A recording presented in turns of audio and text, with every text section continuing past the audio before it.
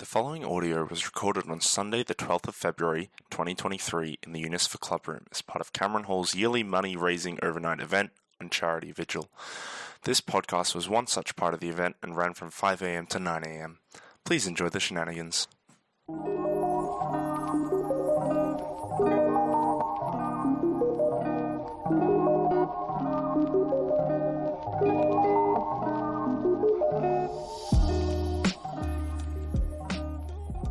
Good morning, Cameron Hall. Here we are. It is 5 in the morning on a lovely sunny Sunday, the 12th of February, 2023. All right. The current time is 5:11 a.m. Yesterday, or the day before, technically, I got a call at 8:39. And it was from a private number. Normally, when you get calls from a private number, it very normally is a scam. But what's interesting is that this scam left a nice, neat little voice message. And the voicemail was very intriguing. Apparently, I had booked one of the quiet rooms at a library, not in UWA. No, that'd be too simple. I left one in Curtin. I mean, the Curtin Library is quite nice. I don't doubt that. But why would I want to book something at Curtin? And apparently it's a quite busy booking. The level of these scams actually have surpassed. I don't even know how they knew my name. Because that and my phone number, that part just kind of scared me. I'm all on some list somewhere. Yeah, names and phone numbers are pretty easy to scrape, right? I guess so, but I don't know where I'm putting my name and phone number that's that easy to get. Facebook? It's private. It's still Facebook. That's true. I guess Facebook is weird that way. I got recommendations for friends from, primary school friends that I had, 5 years ago that I haven't talked to since because they're in a different country. Facebook be Facebooking. A reminder, it is 5:15 in the morning. Yeah, well, I mean, John did just tell me, just leave it recording and we can edit out the other bits. I'm like, that sounds like you're kind of creating a rod for your back there, dude. Isn't everything in Unisfer that we do a rod for our back? Let's be real. I mean, sometimes it's fun. This is kind of fun. Hopefully it's, not too quiet. I'm not putting money on anything. So true. That was Uni Games. What is Josh? Fresher rep? OCM, fresher rep. He's something. Josh. About to run a Warrior Cats. That's Warrior with an E. Paranoia RPG. So, this is, in, this ongoing joke with Uni Games where, since there were so many Joshes, the current Josh that just came in was known as Frosh, and for last year, 2022, they called him Stosh. Now, if we're thinking it's a slice of bread, we have fresh bread, and then that bread gets a little stale, and then what's after stale bread? What do we get after stale bread? Croutons.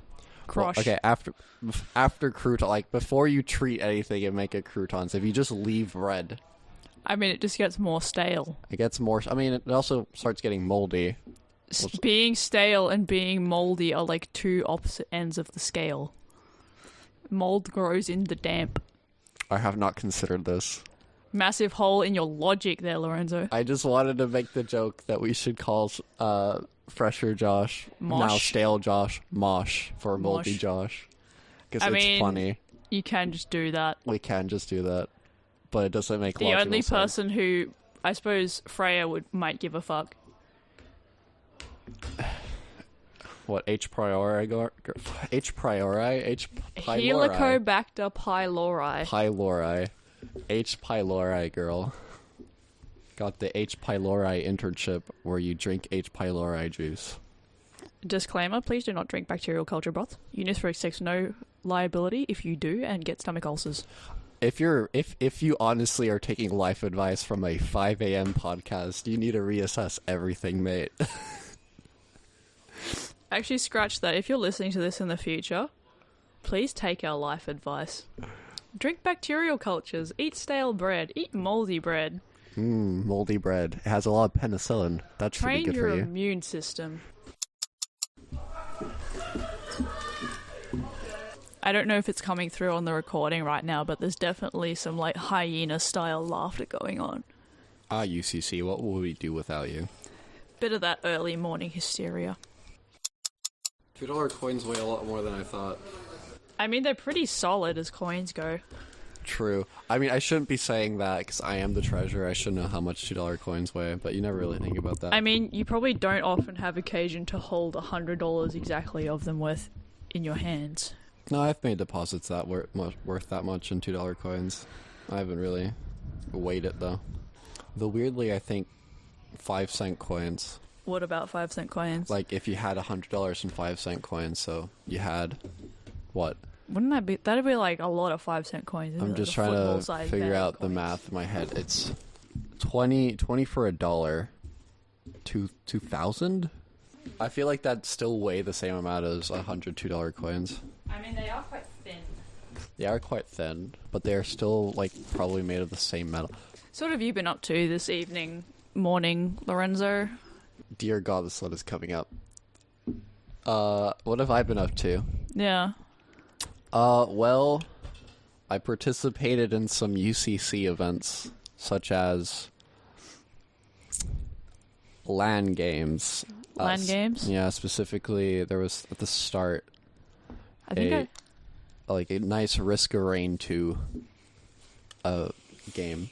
We had a specific rule set enabled, and just it was just hellish. The first person who died made the entire team die, so you can't really play that as a team. It's very difficult to play that competitively, but also because it's like when you play it, it's a cooperative game, so that was weird.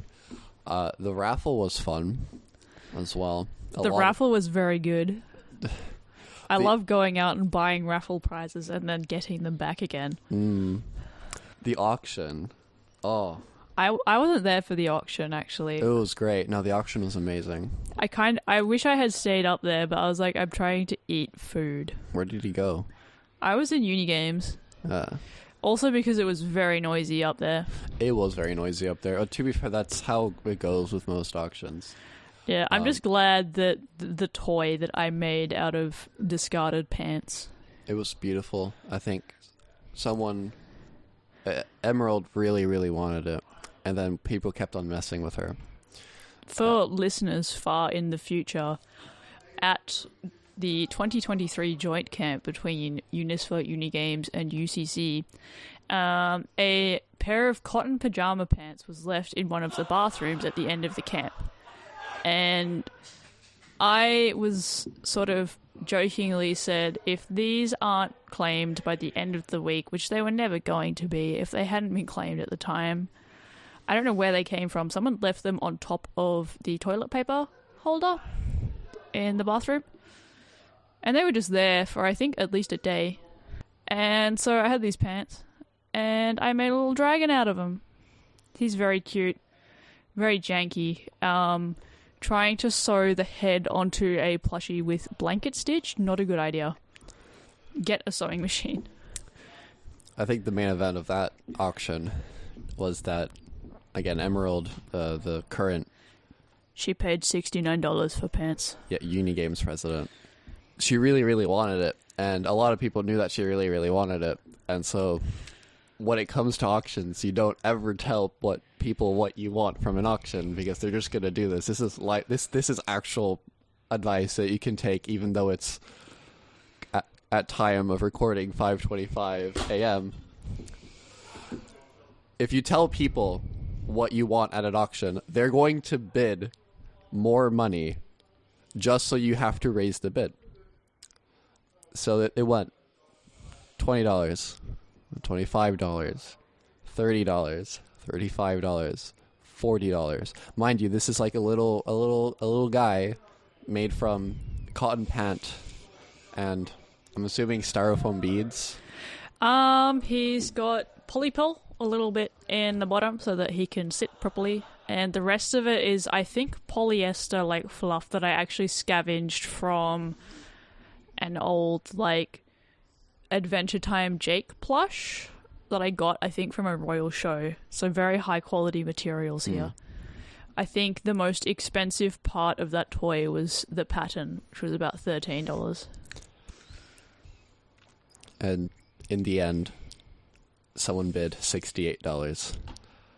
And Emerald knew what she had to do and bid $69.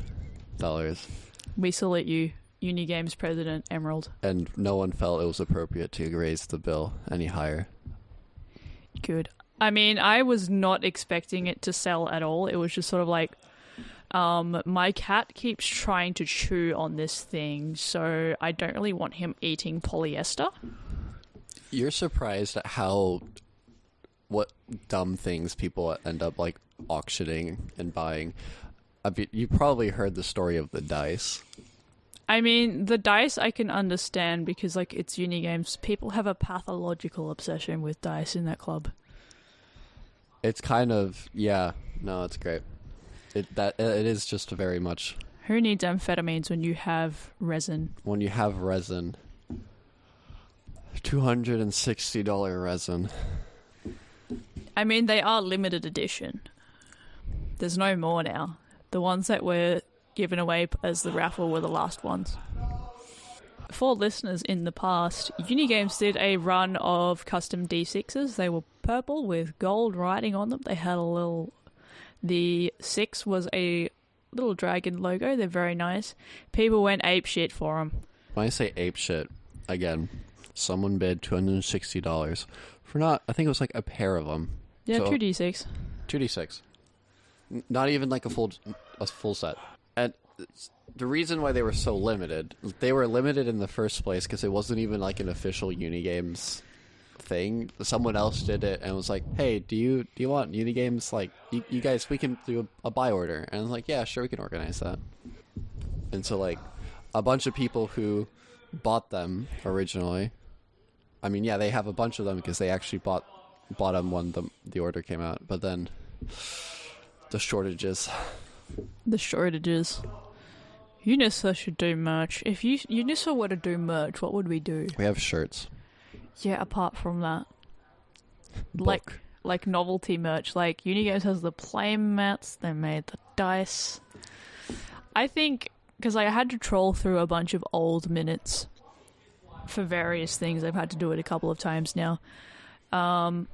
And in the past, UNISA has done collaborations with UASCA, the Historical Recreation Society. They're not the LARP Society. They get very upset if you call them the LARP Society. But they have a lot of people with sewing know-how and access to the good deals on fabric.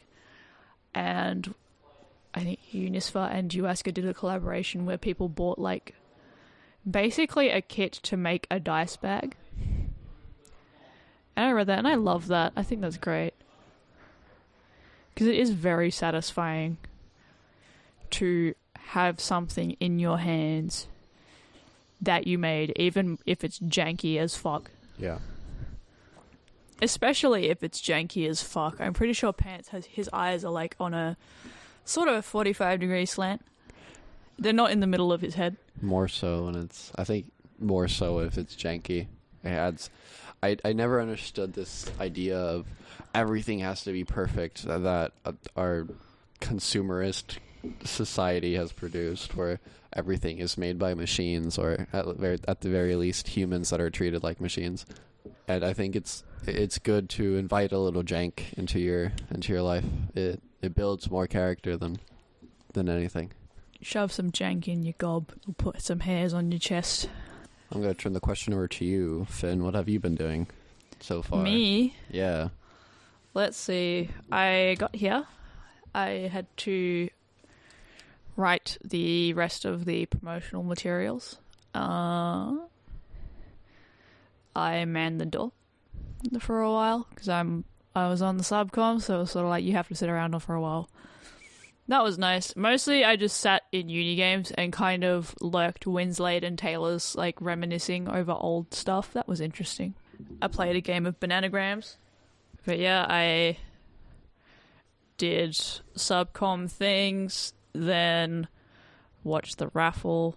I won a $25 Quality Comics voucher and a $25 Stefan's book voucher that I myself went into the city to buy on Friday. So, net gain. Then I ran a randomized Pokemon event. So, I got a DS emulator and a Pokemon Black ROM and a Universal Randomizer. And got input from the people as to what things would be randomized. And then booted out the game. Our first trainer encounter was with one of our rivals. And she sent out Curem, which is an Ice-type legendary. Casually. And, yeah, she beat us. Because we had Glupshito, the level 5 for Alligator. And then the other rival, because in Pokemon Black and White, you don't really have, like, a single rival. You have sort of, like, two people who are, like, your childhood friends. Spoiler, I haven't actually, like, fully played through Black and White. That was sort of after my time, Pokemon-wise, but the sprite animations are beautiful. I'm probably just gonna, like, play through a normal game. But we ended up with Glupshito, the Feraligatr, Soul Bad Guy, the Hitmontop, Palpatine, I think he's like a Palpitoad, one of those little frog guys with the drums, Dirtpaw, the Panseer, because he is a shitty little monkey, and Cockweed, the Vibrava. Of course. I mean, we had David and Patrick in here and James. It's like that was sort of the naming conventions that we were going with. What else happened? A lot of legendaries, like our rivals kept having different legendaries. So the girl who had Curem at the start then sent out Deoxys. Although she had a little bit less success with Deoxys, we beat that pretty easily. And the other guy kind of ate shit a bit. He got Caterpie. But yeah, that was fun. I think it would be fun to do when people are more awake or when there's just more people around. Because people were like very tied up in Unigames events. I think the thing with Unigames events is that they go on. They are long because they're like D&D one-shot, other RPG one-shot. I'm quite impressed that Grace was running her one-shot for like most of the evening. That's a lot of brain power. I would have tapped out ages ago. In fact, I did. I mean, Doug only shows up for Overheard and Unisfer. He's not here right now. Who the hell's Doug? You don't listen to Overheard and Unisfer, do you? Unfortunately. It's just a running joke of like, there is someone in the room, his name is Doug, but we have to edit out everything he says. Oh. I mean, I'm not doing the editing. Actually, I don't think John does a good job at editing. Dude, don't say that in the audio that he is going to hear. Can you let me finish the sentence? I don't think he does a good job at editing out Doug. Because, like, I always hear whispers, and I was like, oh, like, I don't know what inside jokes are, because it honestly sounds like Doug.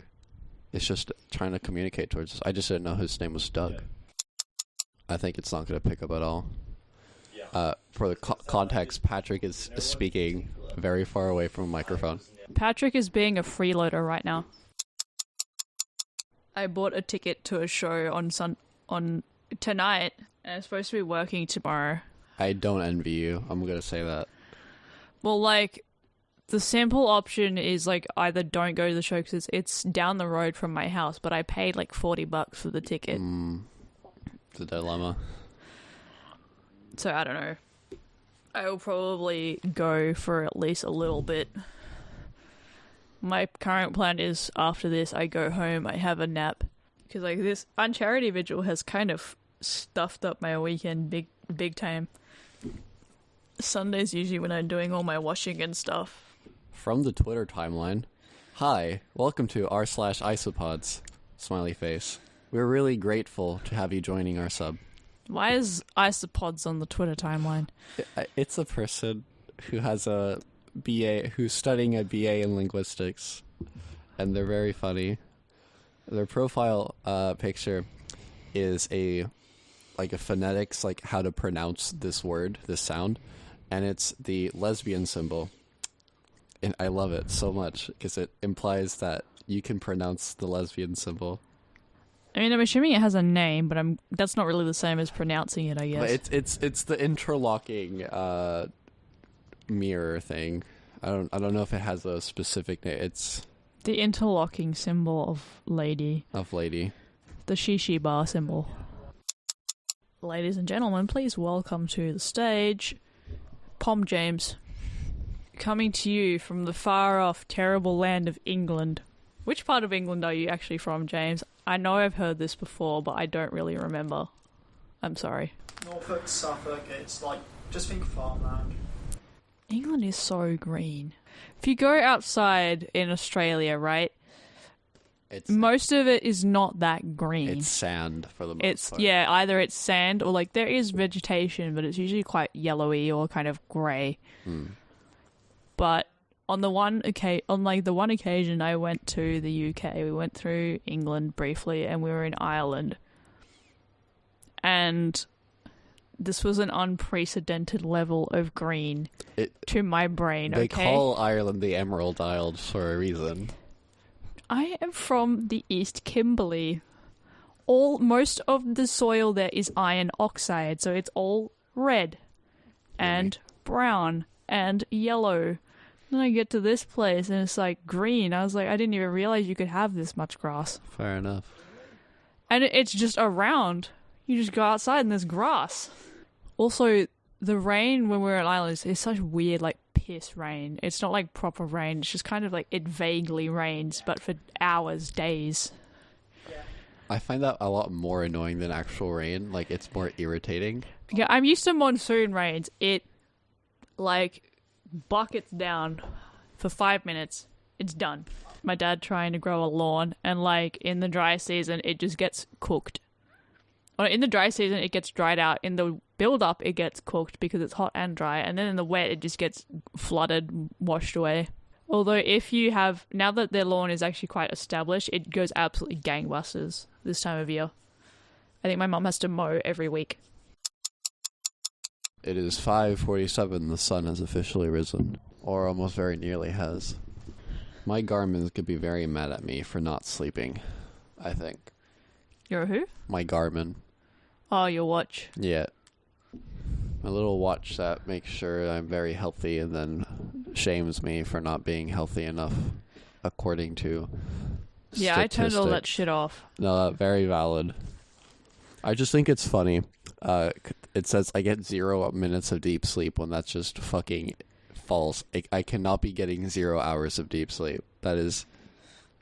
I mean, I'm guessing it goes... Because it has to go off, like, your movements. I'm assuming, like, how much you're moving in your sleep. I tend... If I'm moving, it's because I'm, like, kind of awake. And then when I'm asleep, I am a fucking rock. I just do not move. Although, what do I know? They've got a thing in UCC that has, like, an EEG reader in it. The little Mindflex game. Because I was looking it up because I was like, is this real? And it seems to be. Like, people have... There's, like, WikiHow articles on using it to actually make an EEG reader. I can't imagine... WikiHow? Yeah, like, because it's got the sensor in it. You just need to hook it up to something that will actually give you, like, the output. I can't imagine it's, like, particularly sensitive or anything, but... Yeah. That's kind of cool. You can have an EEG in your own home. Talking to it now, James. Hello? Yeah, there you go. I remembered I had it set to the wrong input. Nice. I am very smart. Context. We had a very long conversation with James. You probably just started hearing him now. Look, man. I mean, I did actually write down the instructions that John gave me, but my notebook is all the way over there. It's so far, especially when it's 5:50 a.m. I mean, you could pick it up. You probably wouldn't be able to fucking read it. My handwriting was not good. I'm surprised when people can read my handwriting, especially when I'm like semi-rushed. It takes very concentrated effort to write very neatly, and even then people can't read my handwriting well. I had to try real hard. Yeah. Lorenzo is attempting to read the instructions that I wrote. Okay, that PRO, I can see how that G flows into the. I think that's meant to be an M. No, that's meant to be an R. Okay, why does your R look like an N? Because I was writing quickly. Alright. Alright, James is going to lie down. I told you my handwriting was bad. It's not bad, it's just rushed. A slight difference. Like, I'm sure you write fine. Like, you wrote a lot of the posters for. That's a concerted effort of writing legibly. When I'm just writing stuff that only I have to read, it looks bad.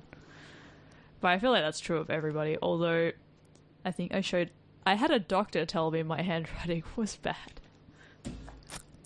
Oh, that's like a marker of disapproval there. That's like I was at the doctor's office. She was asking me a little bit, because I've been seeing the same doctor for about 10 years. So she was asking me what I was doing at uni. And I told her a little bit about it. I was doing a logic unit. And I had my bag with me. And she goes, "Oh, can I have a look at what you're writing?" I'm like, "Okay." I hand her my book. She opens it and she goes, "Oh, your handwriting, Fiona." And I was like, God, Freyja has returned. You should be all good to meow now. So true. I think being told that your handwriting is bad by a doctor is like the opposite of your favorite artist saying that they like your art. I don't know, because I don't necessarily value my doctor's opinion on my handwriting. Valid, but I'm like going off the stereotype that doctors have, on average, terrible handwriting. You could argue that, like, just takes one to know one. So true. But also, I don't know what she was expecting. This is just, like, a working out book. I'm not writing neatly when I'm trying to write a proof that's, like, this long. What have you been up to this evening, Freyja? Been very sleepy. Did you participate in any events? Played a bit of Dominion. Played Root. Which faction were you playing? Were you playing Cats? No, I was playing Woodland Alliance. Oh yeah, how'd you go? Communists. When we got to the point that the game dissolved, I was in the lead. Oh, nice. Although my military position was growing a little unstable, so I'm not sure if it would have lasted or not. So what else did you have on? We had the Cats, the Eerie, the Otters, and a Vagabond. And I was just slightly ahead of the Otters towards the end.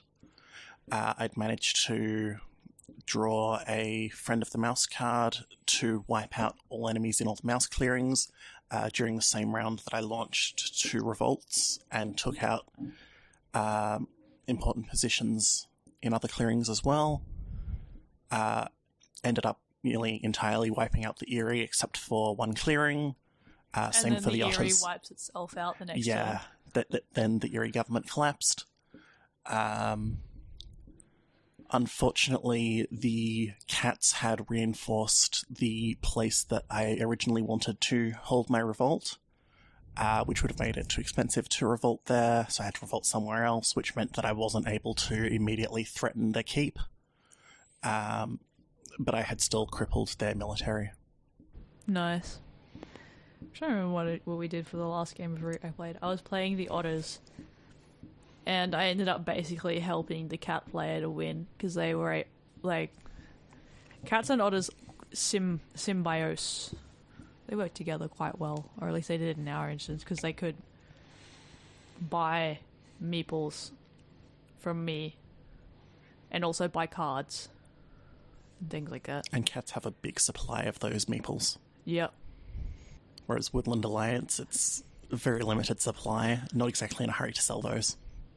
Yeah, I think we had the Woodland Alliance. Oh, no, we didn't. Yeah, we had a Woodland Alliance, but we had cats, lizard cult, otters, which was a very odd board setup that didn't end up working very well because the Woodland Alliance couldn't do a whole hell of a lot because they kind of need someone who is expanding a bit, so they didn't have an Eerie or anything.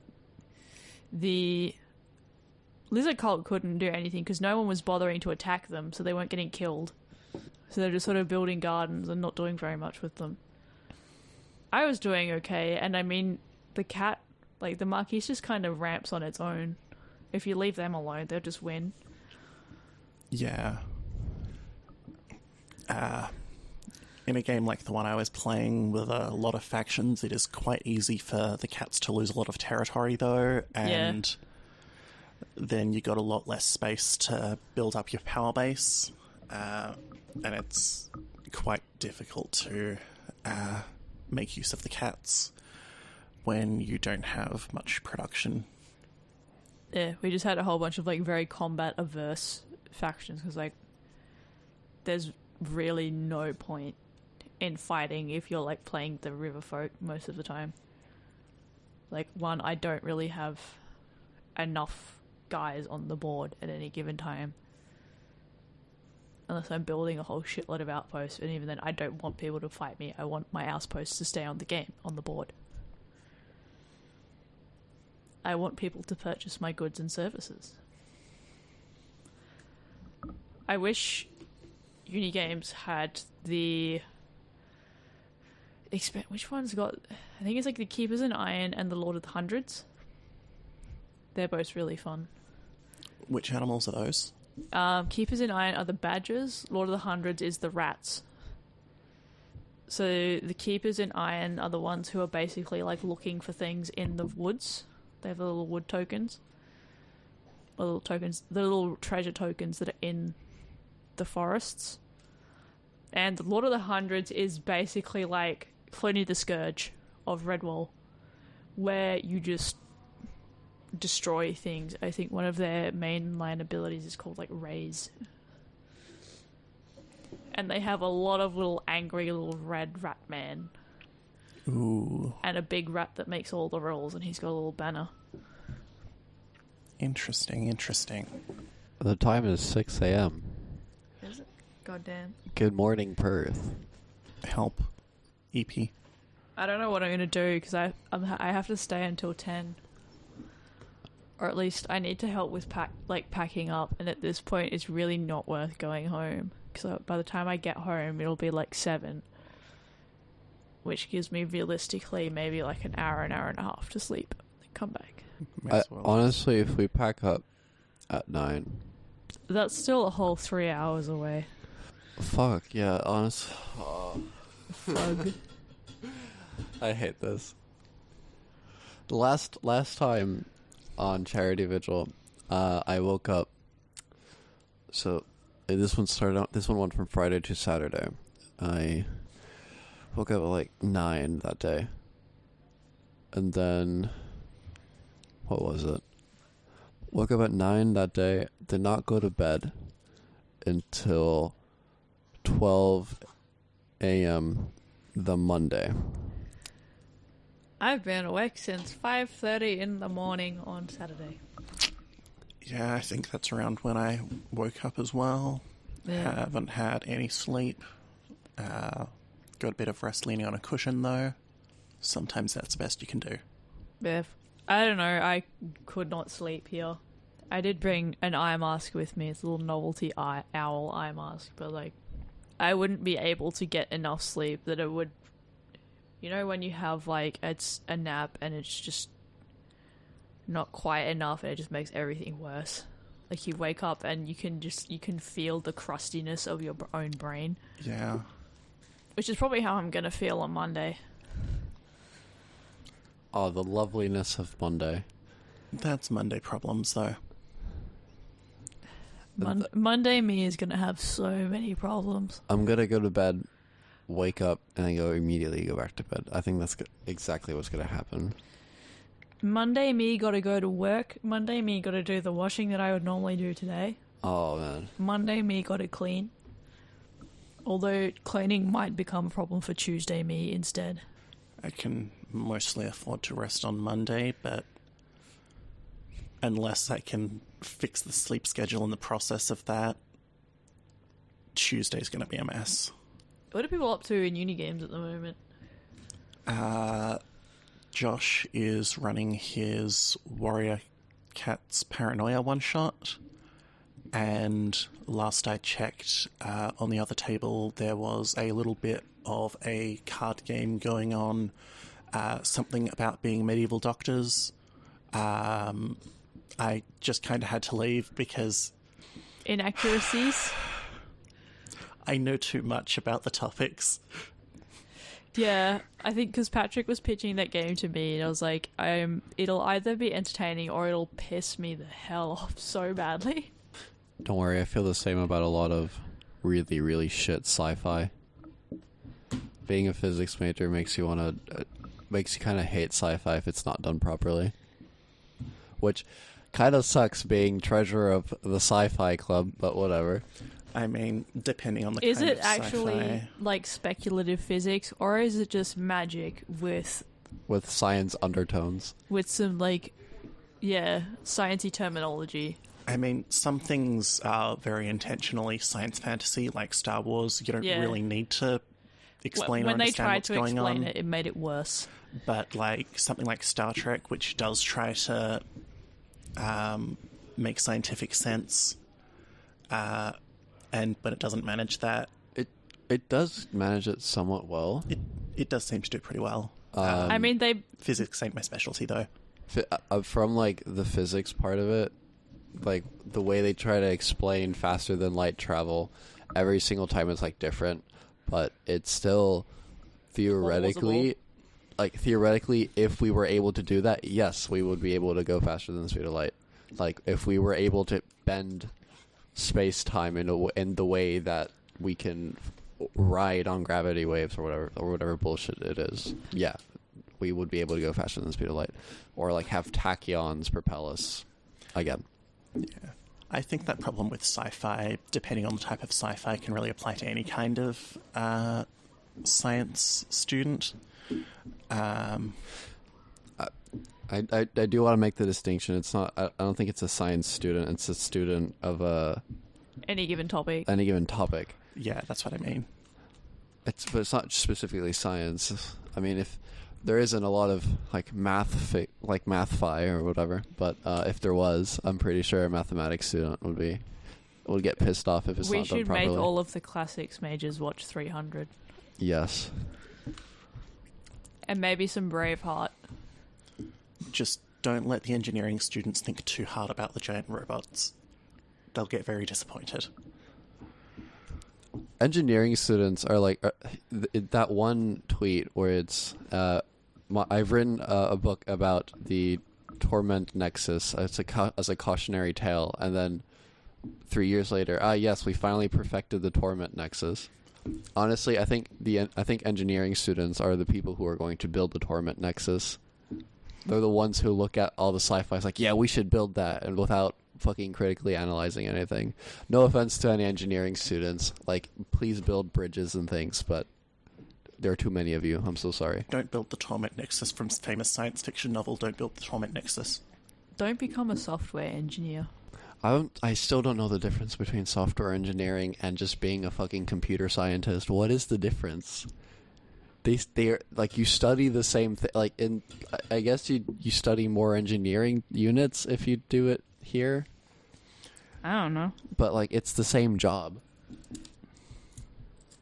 I mean, from the perspective of someone who knows vaguely nothing about computers, it just looks like magic wizard shit to me. I honestly probably just offended a bunch of software engineers and Like, computer scientists who know the definition between the two very, very well. Like, when I was setting up Action Finder to look through the minutes, you open up the script in Thonny to like sort of change the placeholder names into people's actual names. They make you download Thonny? Well, they just like download a thing, which I'm assuming just download something that allows you to view and edit the thing, and that's what was suggested. So That's the thing that they used to teach Python at UWA. well, that'd be why. Yeah. Babies first. I looked up what type of program is called. I don't remember what it is. A script? No, the thing that Thonny is. Not what. IDE. Yeah, that thing. Integrated Development Environment. Yeah. So I'm guessing because Donald wrote Action Finder, right? I believe so.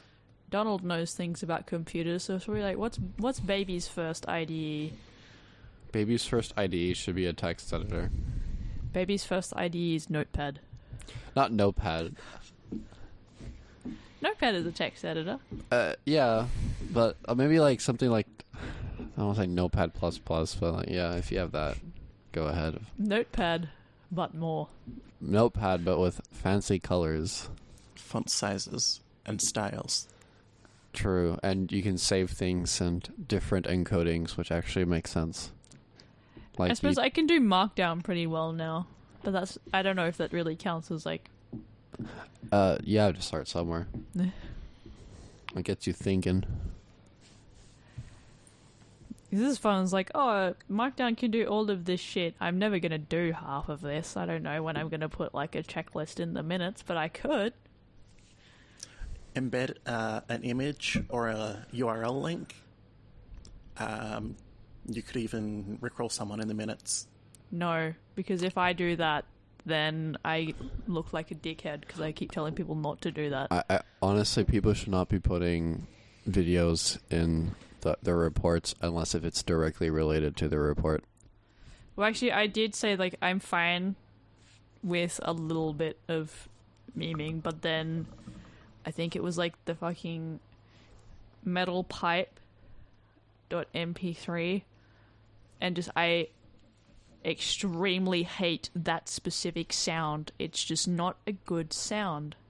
It's very high-pitched, but also very Hurts brutal. my ears. Yeah. Bad. Made me angry when I clicked the link. So I took it out. Sorry, Patrick. I'm pretty sure he stole the idea from David anyway. Unigames, the progenitor of all problems. Didn't David literally just rickroll people? Or was that Joshua? I know I've done that when I was first... I mean, I edited the, like, how to minute guide that Gene did, and I actually put in a little bit... I basically added in, like, a couple of things. Like, here's how to put in a line. Here's how to put in a hyperlink, and I put the DK wrap. Yeah. When I was early on, like, when I was first figuring out, like, messing around, seeing what you could do in HackMD, I threw a rickroll link into the minutes. And the really funny thing about this is that I warned people, That it was and there. they still clicked it. I mean, that's just what you do with a rickroll. Yeah. It's like that was Dead Dove before Dead Dove. It was just like, yep, this is a rickroll. Oh, okay, click. Knowing it's coming doesn't get rid of the curiosity. It just gives a bit of dread. And then they're still like, what the hell? You've rickrolled me. Yeah. Oh man, what time is it? 6:15. And we put on the timetable to keep running this until the end, but I don't think I can be bothered doing that. I don't know what time I'm going to run till though. We started this at 4? We have like 2 hours of video. We started this at 5. Oh. An hour. I think going until 10 would be kind of ridiculous, even for a podcast. Yeah, I don't know how big the audio export would be if I did that. Welcome back, ladies and gentlemen, and all else besides. Whatever mood you're in, it is nearly 6:30 in the morning. Are you overriding audio? It's been exported, so I hope it's been exported. All right. we just sat here for like half an hour watching it export. Because we were talking about like using the podcasting equipment more, so we need to like shill it to people. And this was just sort of like, well, it could be fun. Yeah, this is fun. Then John was like, we should do it really early in the morning when everyone's really loopy. But the flip side to that is no one's really here. Yeah, you just get the dregs from UCC. And everyone is so tired. What you gotta do is have like one mic set up in the loft over the course of the whole night, and you've just got one person who's like live reporting what's going on at Charity Vigil. Idea for Charity Vigil. So with us right now, we have Freyja, who is up in the corner. We got Cormac. Hello. We got Gary. Hello. And we got Lorenzo. Wow. Margaret Thatcher's dead. Ding dong, the wicked bitch is dead. I've seen that one. Ding dong, the bitches. When they announced the death of Queen Elizabeth, there was a news channel in Argentina, like a very, very political left-wing news channel, where like, fuck yeah, the son of a bitch is dead, and like had champagne and fucking. No. It was beautiful. It was glorious, and also very like, why the fuck would you do that? I mean, it was Argentina. It was Argentina. Monster Energy. Ultra Gold.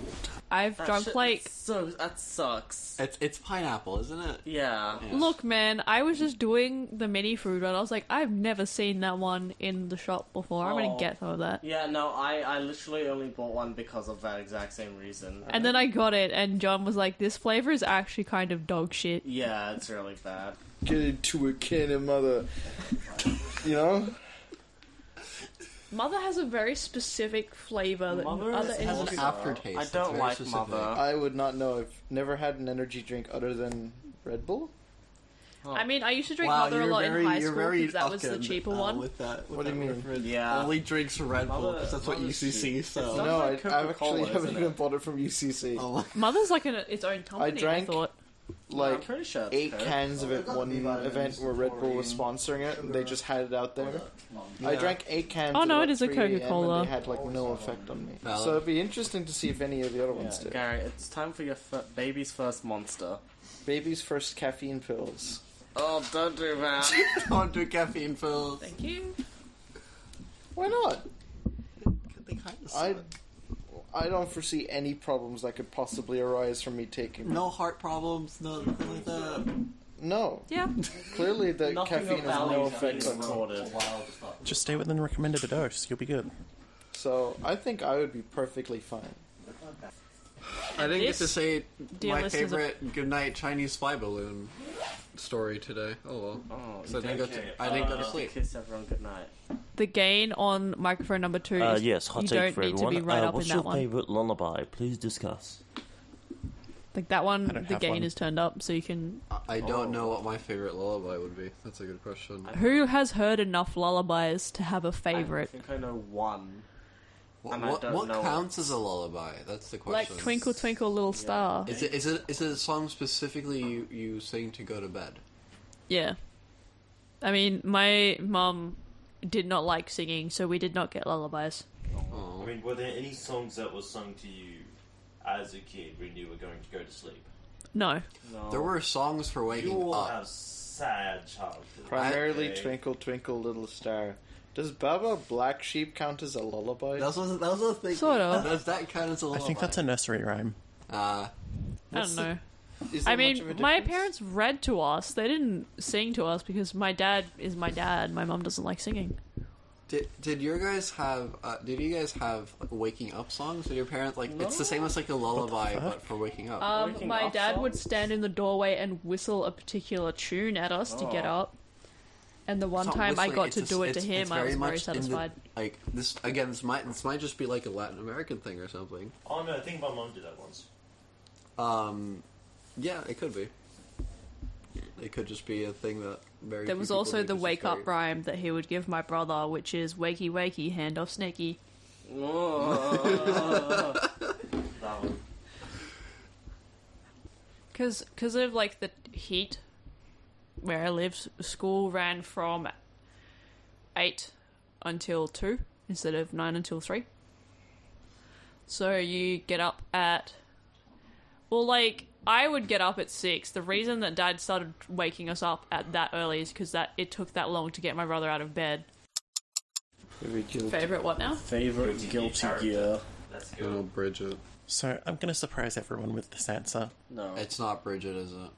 It is. Yeah. God damn it. I'm absolutely not surprising anyone. Oh, I thought you said... Okay, I thought you said... This is going I'm trying to... I like the I samurai did it guy. sarcastically. Nagoriyuki? Nago. Big Not fan in of terms of, Testament like, 2, though. playing the game. I don't know anything about playing the game, but he looks He's really cool. fun to play as well. He's a good guy.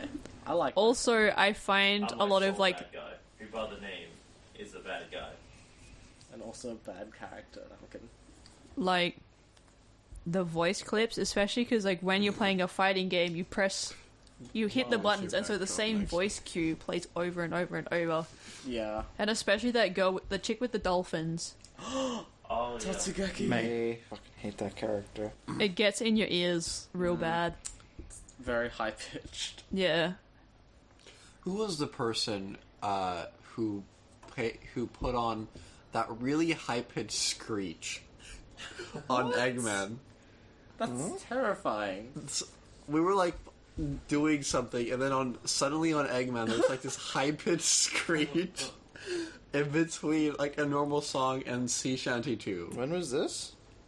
Like very early on in the night. I'm guessing, is Eggman like a bot for UCC? Eggman is the machine that controls our music. Eggman. So it's a Raspberry Pi connected to two speakers. That's literally all Big it is. speakers. Oh, was that the thing that was playing the polka music? Yes. You mean Sea Shanty 2? No, the fucking like polka chiptune thing. Yes. Yeah, Sea Shanty 2. Alright, favorite sea shanty. Let's go. I'm a bit more partial to Lowlands away myself. It's a good cleaning up song, thinking about it. Sea Shanty 2. Yeah. Maybe not if you've been playing it for 6 hours. Yeah. It's Someone should do something about the TV standby wherever the remote is. There it is. Also, back to the important question. Cormac, what's your favorite guilty character? yeah, Cormac. Good question. Chip? No. Why? What's wrong with Chip? Nothing's wrong with him. But Chip's what's great. right with him? He's also got one of his voice lines that wriggle their way into your ear. Okay. Axel. What? Who do you take me for? I don't know. An Axel enjoyer? British sympathizer? Never. Don't know about that one. Who then? Like favorite character or character I play the most? ¿Por qué no los dos? What? Feel free Which to answer one? both. Oh. Yes. Both. Presumably your main is like your favorite right now. I guess Giovanna then. I have no idea who that character is. They're the one with the dog. Home? The beast, Dog. the wolf creature. Beefed. Otherwise, it's probably Johnny. Fuck yeah, Johnny. That's respectable. I suppose. Why is there a fourth audio track? I don't think that needs to be there. Just in case, it's for Doug. Doug? That's It's the not Doug receiving audition. any input. Thanks, Doug. All good. Dig Doug. You're Doug? No way. No way. We found out who Doug is. Doug. Whoops. Whoopsies. UCC has been hiding in our walls, sabotaging our podcast. Garrod. Yeah. Garrod. Docs my location and real life name. I have to use a fake name in Cameron Hall already. Jeremiah. I'm just remembering the stupidest fucking, was it Connor at Tech Night Quiz Night for the judges, put you as Gary O'Sullivan? Yeah. It's very I'm pretty sure that was our table. No. I'm sorry, Gary. I didn't really know you at the time. No, it wasn't. Okay. Yeah, it was two separate instances. One was Tech Night. One. Well, no, at the quiz night, I know that it was our table because I was like, oh, that's. I was like, is Gary some Irish name. Well, Gary. Connor also did it, and like he at least actually knows me enough. I was disappointed by that one. I was like, Gary. What did they say your last name was? O'Sullivan. So O'Sullivan. O'Sullivan, like the. Yeah, that makes sense. Just do the other like really common Irish last name. Gary O'Sullivan. No, it was just Gary Sullivan. And that was yeah, cool, epic. In fact, good lord? Gary Sullivan. I mean, in fairness, I don't know a lot of people's surnames around Cameron Hall, unless I happen to see people on Facebook, which usually means it's like limited to committees I am on. That's like some evil power you have over someone once you know their last name. Once you know their last name and pseudo number, it's over. I'll be real. I don't gotta know make sure. most people's names in Cameron Hall. You got to make sure you know the first and last names of committee members of each of the Cameron Hall clubs, because those come up as quiz questions sometimes. Case in Very point. pragmatic approach. Case in point, Gary O'Sullivan. Thanks. But yeah, no, like half of the people in Cameron Hall, I recognize him. Have seen him since like 2020. Yeah. No fucking idea what their names are. Like, have you learned their names or just never asked? And Well, like, once you've I've seen learned their names someone, and forgotten. yeah, like someone tells you their name once, and like then you've had like a few conversations with them, and suddenly it's like it feels a bit weird to be like, oh, what was your name again? Like, who are you? I mean, yeah, at this point it's kind of weird if I just ask them. I don't know, it's... So you're just kind of waiting for someone else to call gotta- them by their name, so you can go, Or just never talk to them again. Shelley can coerce them to provide their name. Yeah, just get them to sign the suspicious package for you here.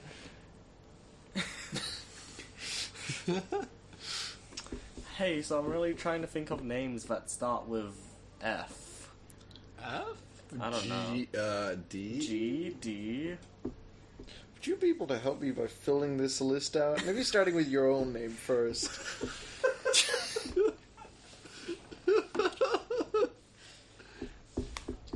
unsuspicious ways. To get people's name. Just make everyone wear a name badge. And it, like, honestly Honest- sucks. Well, we should do that for like a week surrounding O-Day. Yeah, I feel like at least for like fresher welcome events and stuff. Yeah. Wear name tags, people. Because it'll be like, talk to this person, and you'll be like, I don't know who that is.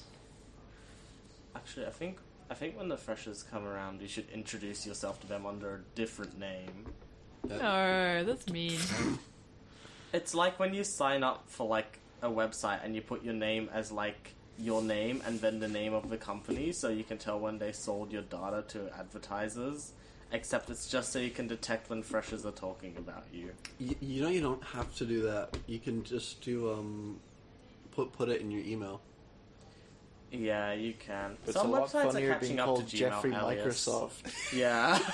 in your emails. Honestly, Holy like, shit! It's no Jeffrey Microsoft. the first name, last name, like place they are from is such a good, such a funny bit. I wish I could be like Lorenzo of wherever I am. Reviewer. You know, like how do you get the of a place? In Be your a name? fictional character. Be a fictional character. Yeah. Yeah, well, I mean, it kind of Other sounds than a being- bit lame, like Other than being fictional, because like Lorenzo of Perth. nah, that's that is depressing. That's Not fucked of up. Perth, Jesus. Go back to Lorenzo where- of Scarborough. That's a bit better. Lorenzo of Slightly Ohio better. sounds like You said you're like, nah, Perth, that's depressing. Ohio, Lorenzo though. of Ohio. Makes me sound mysterious. I mean, we can call you that if you want. no, Lorenzo please of Ohio. New Discord don't. username.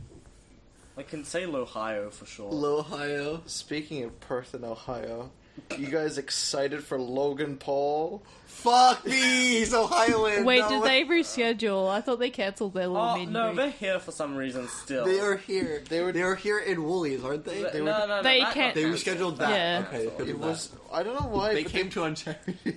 They just picked a random Woolies in Midvale. I kind of wonder if they actually like consulted with the actual Woolies at all, and the Woolies Oh was my like, God. "Excuse me, What? we don't really want like don't want 50,000 that." teenagers and like sticky beaks descending on Midvale Woolworths." No, they're in Perth right now for no apparent reason. There's like clips floating around on the internet where it's just like them standing outside Perth Arena, and I'm like, huh?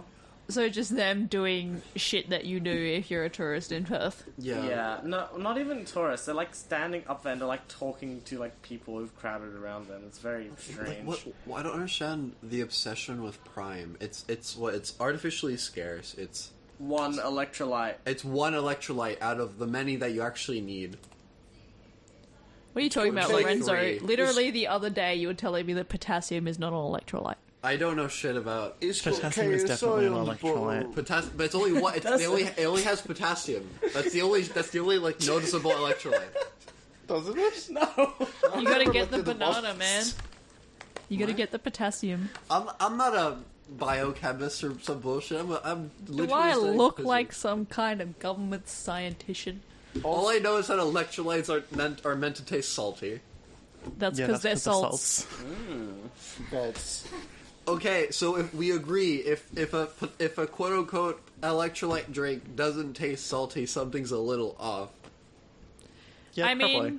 So Like- Prime isn't an electrolyte drink. well, like Powerade and What's in Gatorade it? don't taste super salty, but that's because But- they put in quite a lot of sugar to cover up the flavor. But this one only has potassium. It doesn't have sodium. It doesn't have the other electrolyte. Does it have sugar? No. Apparently it's low calorie, so it might just be sweetener. I don't know.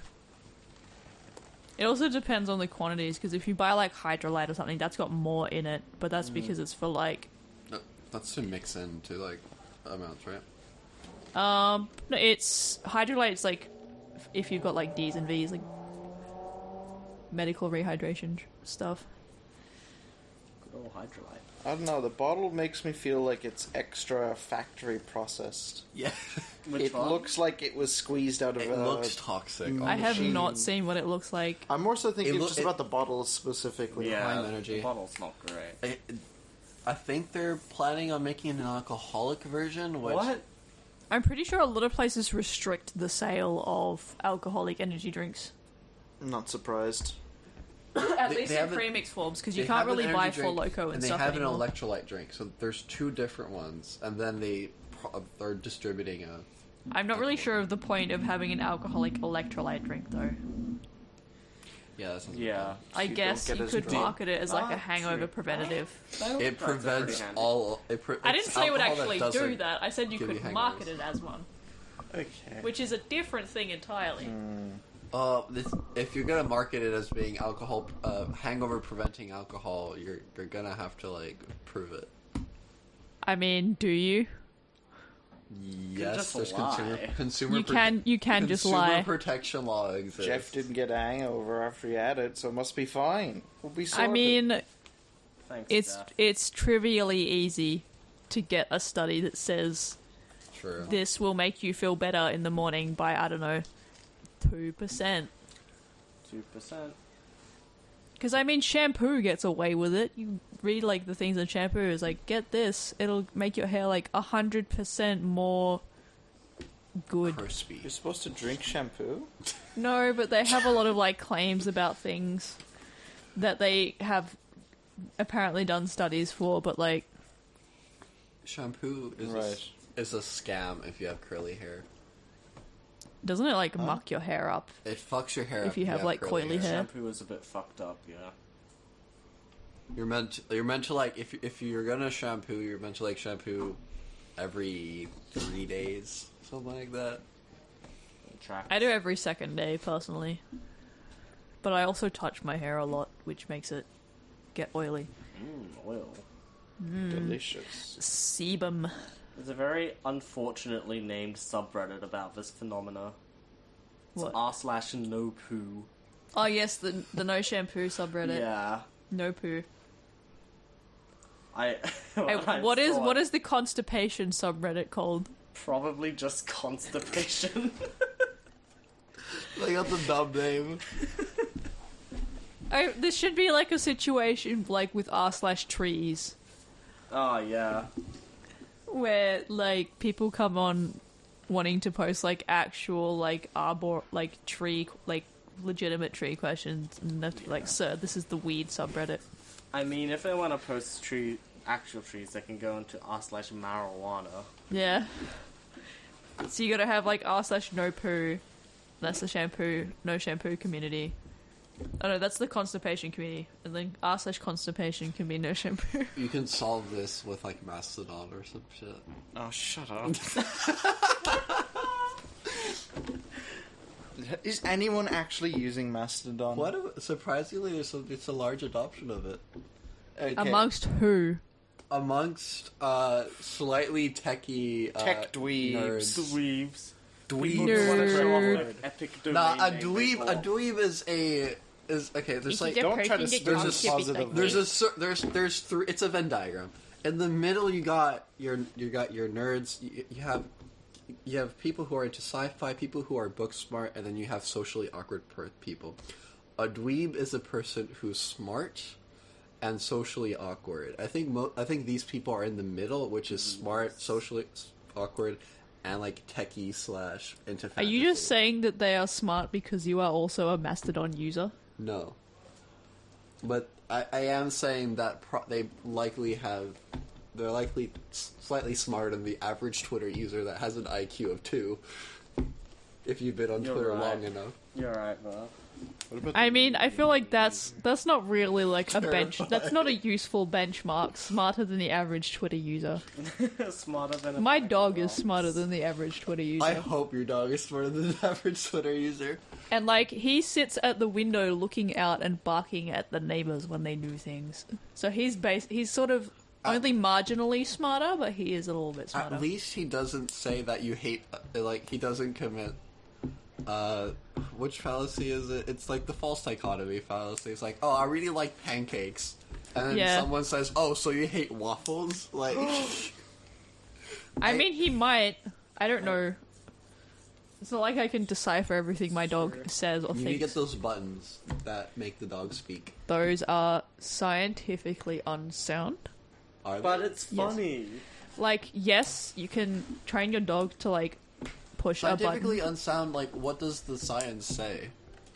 You about can't just put a bunch of buttons in front of a dog and they start producing cogent sentences.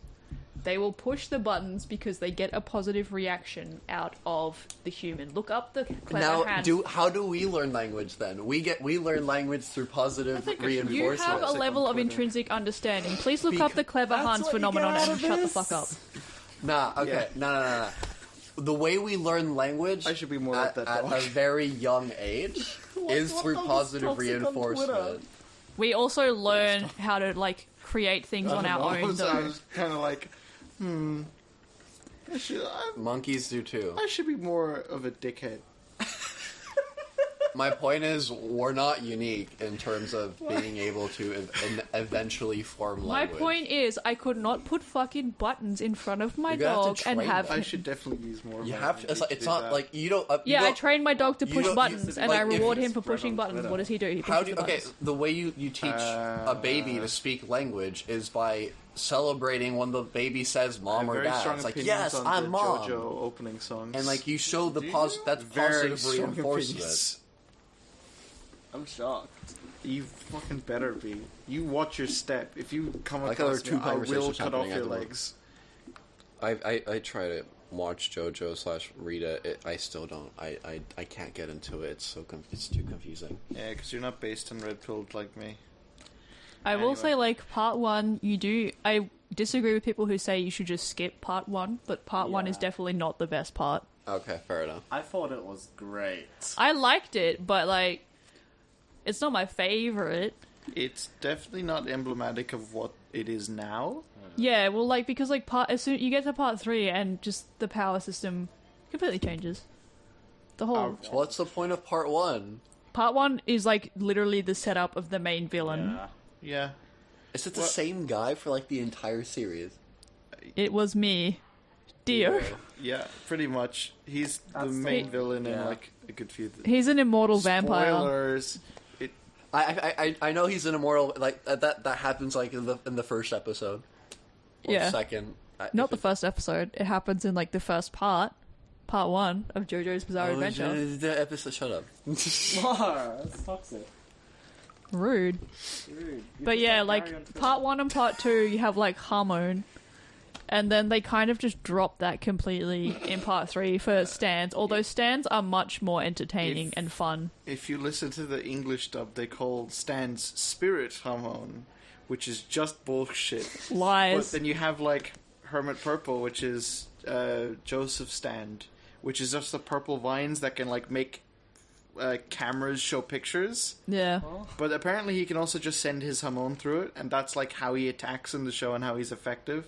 Which, I mean, I guess, but like, Joseph Joestar. Joseph Joestar. He's the one who looks like old Indiana Jones for most of it. That doesn't help because I have him. You'll look up a picture and know what I mean. Plus, like, the stands just get really fun names, and like the minor villains. Is stands just like the magic system? Essentially, yeah. Except they're like Oddly specific. Yeah. Well, like, most of them are really specific. For some reason, Jotaro just gets the best guy. Star Platinum's power is that Star Platinum is really good. His best power is Starfinger, where he just extends his finger out and just jabs it into someone's eye. Like, other stands have quite specific, like, uses. Like, there's... I can't remember what's the manga author's stand? What's his name? Oh. But basically, he can, like, open... Heaven's Door. Yeah, Heaven's Door. He can basically, like, peel pages off here. He can take people's memories and he can rewrite, like, their life on the fly. Oh my god. That sounds... And it's actually kind of horrifying because, like, pages just, like, peel off. Oh. Delicious. I like And that. he uses this to write his internationally best-selling manga, which he is a bit of a freak about. And he got this power by being really good at writing manga. Because he's just built different. Fuck yeah. And then, like, Koichi's power is that he can put, like, cartoon sound effects on things, and it causes them, so he can put, like, he puts, like, boing on a rock, and that makes it bouncy. So true. What? Like, once you get... Like, the stands are a lot of fun. I think once you kind of get used to, like, Araki's style... Also, he really loves, like, his go-to way of, like, showing, like, this character is evil and bad is they kill an animal. Usually a dog. Or a cat. No, not the cats. He's made some fucked up looking dogs, though. God. I do remember Fucking one initial fucked up manga Iggy. Jesus Christ. Iggy in general is just terrifying. Well, like, initially he's, like, a really fucked up dog, and then he becomes a, like, really fucked up, like, baby that is also kind of a dog. Yeah. And neither of them are good. No. I mean... Well, I mean, even his human beings are kind of fucked up looking, just in a different way. They're definitely a bit fucked up earlier in the series, but that was when it still was a Fist of the North Star ripoff. Yeah. You suppose you can see he sort of develops more of a style. Like, Unisfa has part of... I think, not all of part 4, I don't think, I'm not sure. We have Diamond is Unbreakable. I don't know why we have Diamond is Unbreakable. This is not you anime, but we've got it. It's sci-fi. It's the best fantasy. part, obviously. Many people are typing right now, Oh no. I don't coming really in care. to argue with you. I'm perfectly willing. I will fight anyone on JoJo stuff. The time is 7:02, and we're talking about JoJo's Bizarre Adventure. Yeah, that's fucked up. Let's change something. Alright. What so? What have people been reading lately? Reading? Never heard of it. Words. Damn, we're in a book club, and we don't know what reading is. I've been slowly working my way through Gideon the Ninth.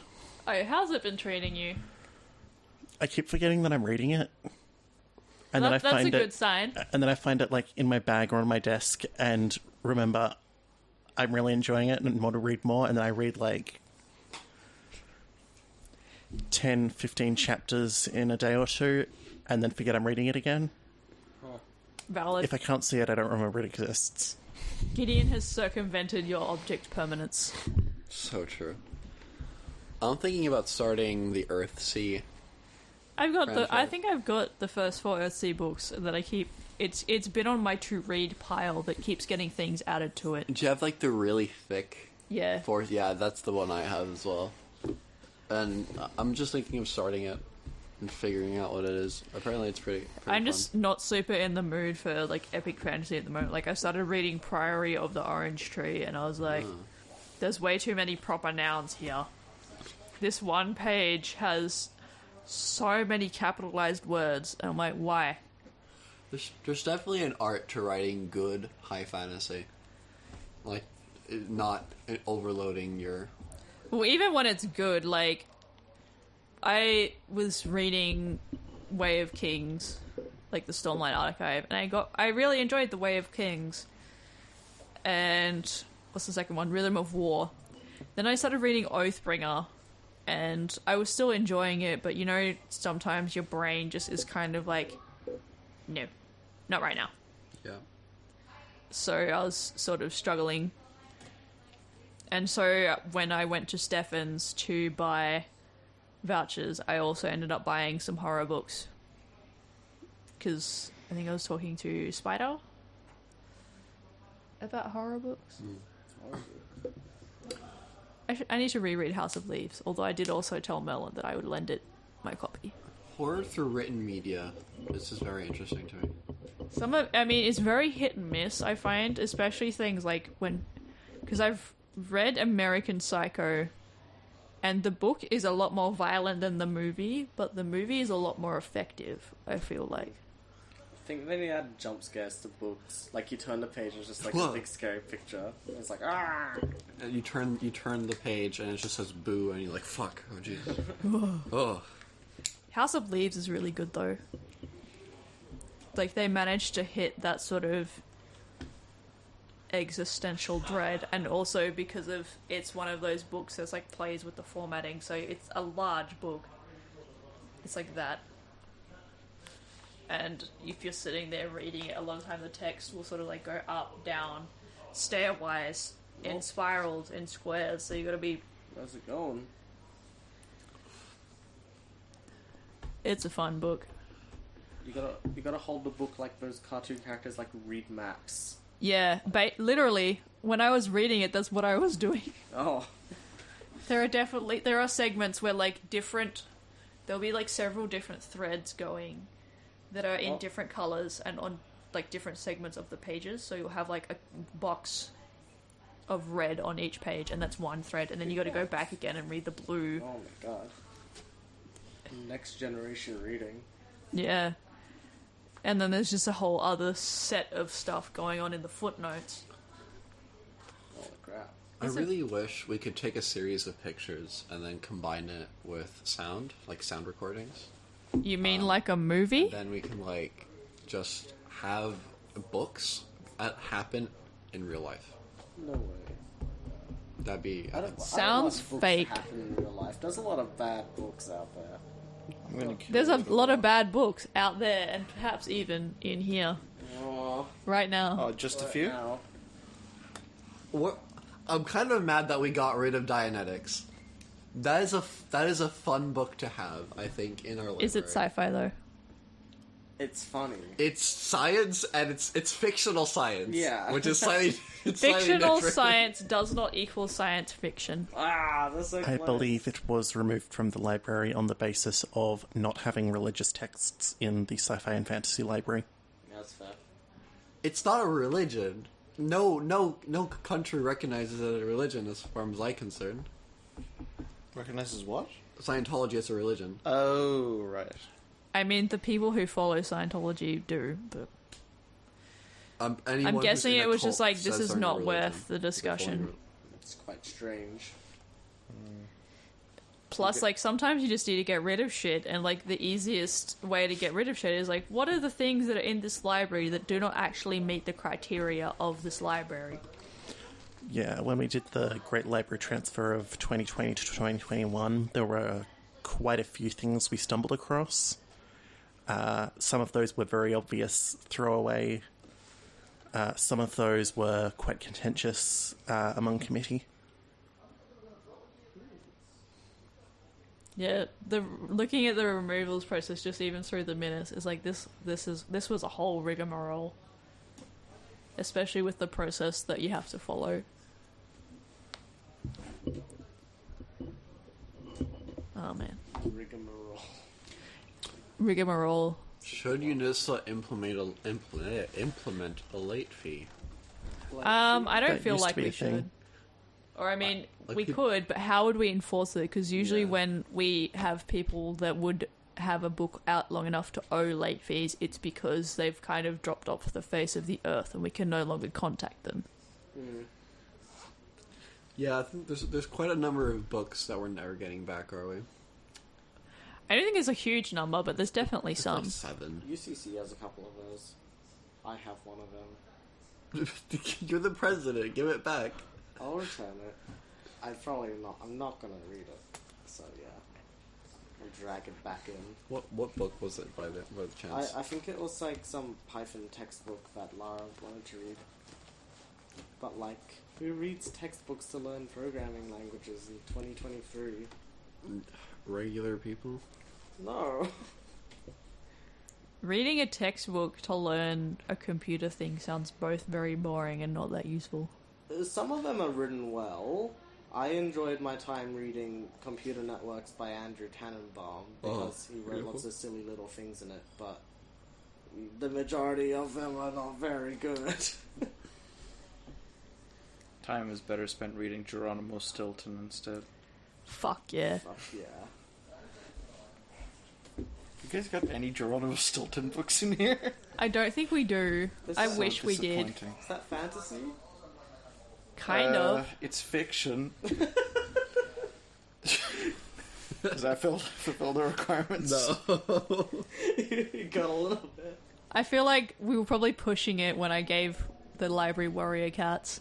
That's fantasy. They have I magic think that's systems, don't solidly they? That's like xenofiction, They which isn't ex- necessarily fantasy. They explicitly have characters return from the dead. Yeah, I mean, they have like powers and like returning from the dead, and Yeah, that's I definitely think fantasy. They've making got a case magic. for Warrior Cats is a lot easier than Geronimo Stilton. I'm looking at Geronimo Stilton. I did not know what this was. it's this mouse who wears a tweed suit, and his name is Geronimo, Yeah, and he and he writes goes around books. being swag. He writes books and goes around solving mysteries accidentally most of the time. Thanks, Geronimo Stilton. And the books are quite fun, like to read. Like they just got like, it's all like full color, and there's like they have like special fonts and stuff like that. It's kid lit, but it's nice. I used to be obsessed with it when I was a child. Geronimo Stilton lovers in the podcast. Hell Wait, yeah. the series isn't called Warrior Cats. It's called Warriors. Yeah, it used to be called Warrior Cats. Like, if you look up on the new bookshelf, you will see that 2 of them say Warrior Cats, and the other 4 say Warriors, because the first 2 are the oldest editions. And then they shortened it. Fucked up. I think also because they have a bunch of, like, sister series that are not as long-running or as successful as Warriors. They have, Warrior like... Rats, Warrior Bats. They've got Seekers, Brave Lands. Warrior Dogs. There's another one that's Bears. Bears. I know one of them's a dog series. Yeah, I think that's Seekers, because I think Brave Lands is Lions. Are they just writing the same book over and over again? but Basically. swapping Well, out like- the animal? Well, like, HarperCollins sort of... They wanted a xenofiction series. They didn't really care, like, what animals. And, like, the kind of plot lines that they have in Warrior Cats, you could very easily switch them out. It's classified as fantasy on Wikipedia. I'd say it's fantasy if Wikipedia says it's fantasy. It's got magic. Of course, it's fantasy. Yeah, there's, like, a character who can, like, go into people's dreams, and he ends up he travels back in time through his own dreams to become the progenitor of the, like, group of progenitor cats. So, like, all of the culture of this group comes from this guy traveling back in time to give them that culture. What the hell? It gets very stupid. Definitely no paradox involved. I love the bootstrap paradox. Just like in Pokemon. Well, just Is it the everything to same? do with that tribe. Because, like, once you grow up and you learn what the concept of manifest destiny is, then certain aspects of these books become awkward. Hello, John. Hello, John. Good This morning. was Good your morning, idea. John. This is my idea. You're not sleepy enough. Go. Shoot. How did you sleep, John? I can't say shit. I haven't paid any money. John, What are you saying right now? how did you sleep? Look, man, I have been awake since 5:30 yesterday. I've just kind of been periodically putting money in the box. Anyway, in Pokemon, at least in the anime, the way that Professor Oak comes up with the idea and the design for the Pokedex is that him in the future goes back in time because of some shenanigans at Celebi, and he has no idea. And then some kid comes up to him and is like, "Wow, what's that weird little thing you got in your hands?" And he's like, "Oh, this is a Pokedex." And that kid was him. And that kid was Professor Oak, and he was like, "I'm gonna make something like that when I grow up." And he's like, "Sure, kid, whatever." And then pieces off back to the future. I don't remember why this happens. I just remember that.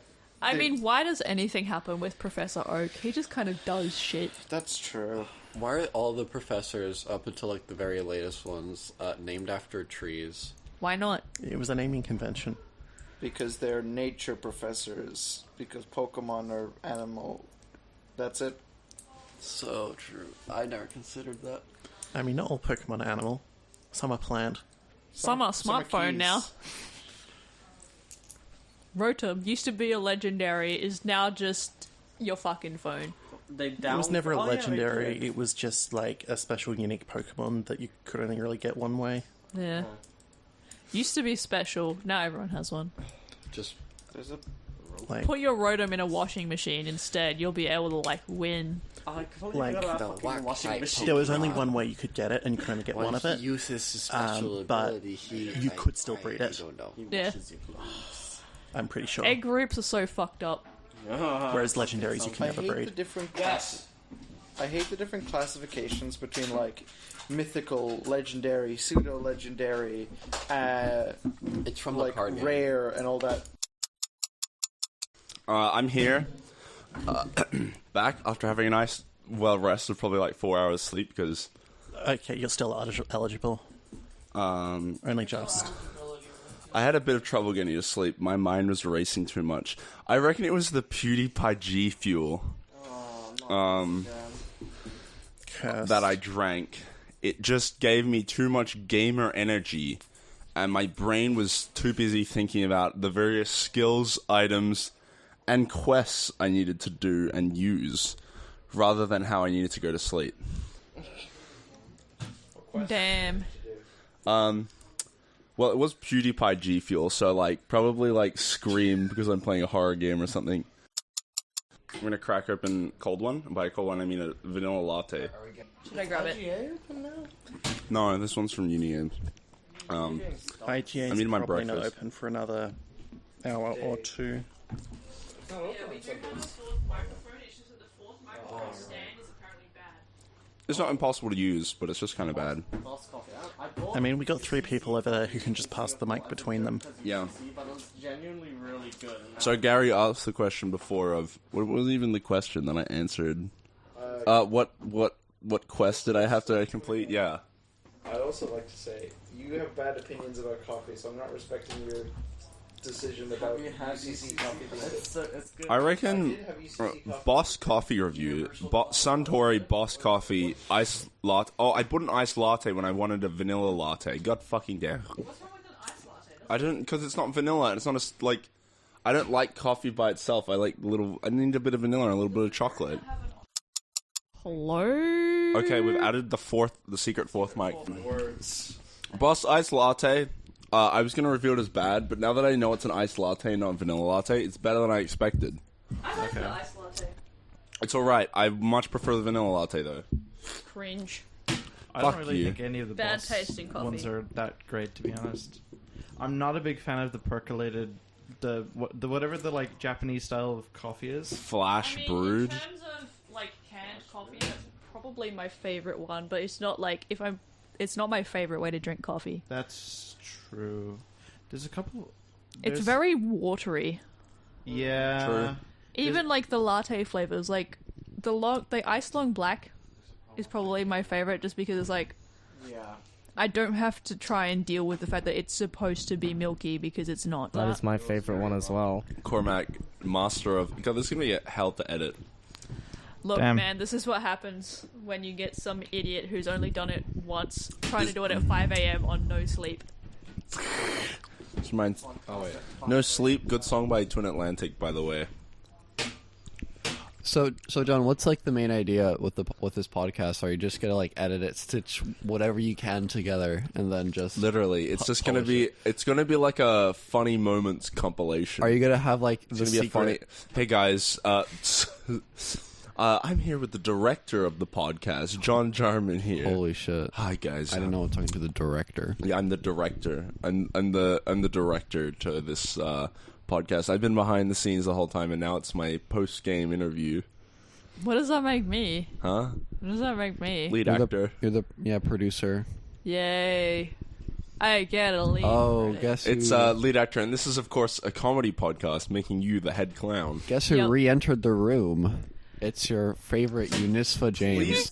Have you said who has entered and left the room? No. Because otherwise I'm going to get every single clip of someone saying enter or leave the room, and I'm going to smash them all together at the end. And it's just going to be like, this guy entered, this person entered, this gal left. It has happened more than once. I will tell you I that. mean, we haven't really had that many people in and out. Like, there's not that many people still in the building, and most of the people that are still here, I think, are doing things. Look who just entered the room. Hi! Grace has entered the room. Oh my god, what is that? One shot, raised $215, have to say. Very well done. My first The audio time is as scrungly. a GM for a pay-to-win, and I think it went great. You're going to need to be closer to the mic, by the way. It's not um, picking up any of that shit. Oh, okay. What's your opinion on Just do it trinkets? again? I'll redo my spiel. Okay. So I did a unCharity one-shot, raised $215 as my first time DMing a pay-to-win one-shot. And I think it went pretty great. Like, I definitely got people out on microtransactions. I got Cormac out on microtransactions. What did Cormac spend on microtransactions? For the record, that elicited a middle finger from Cormac. No, for the actual record, it elicited a exclaimed trinkets. Also, I'm gonna have to correct your use of language there. Use the exclusionary word DM there when you should be saying GM.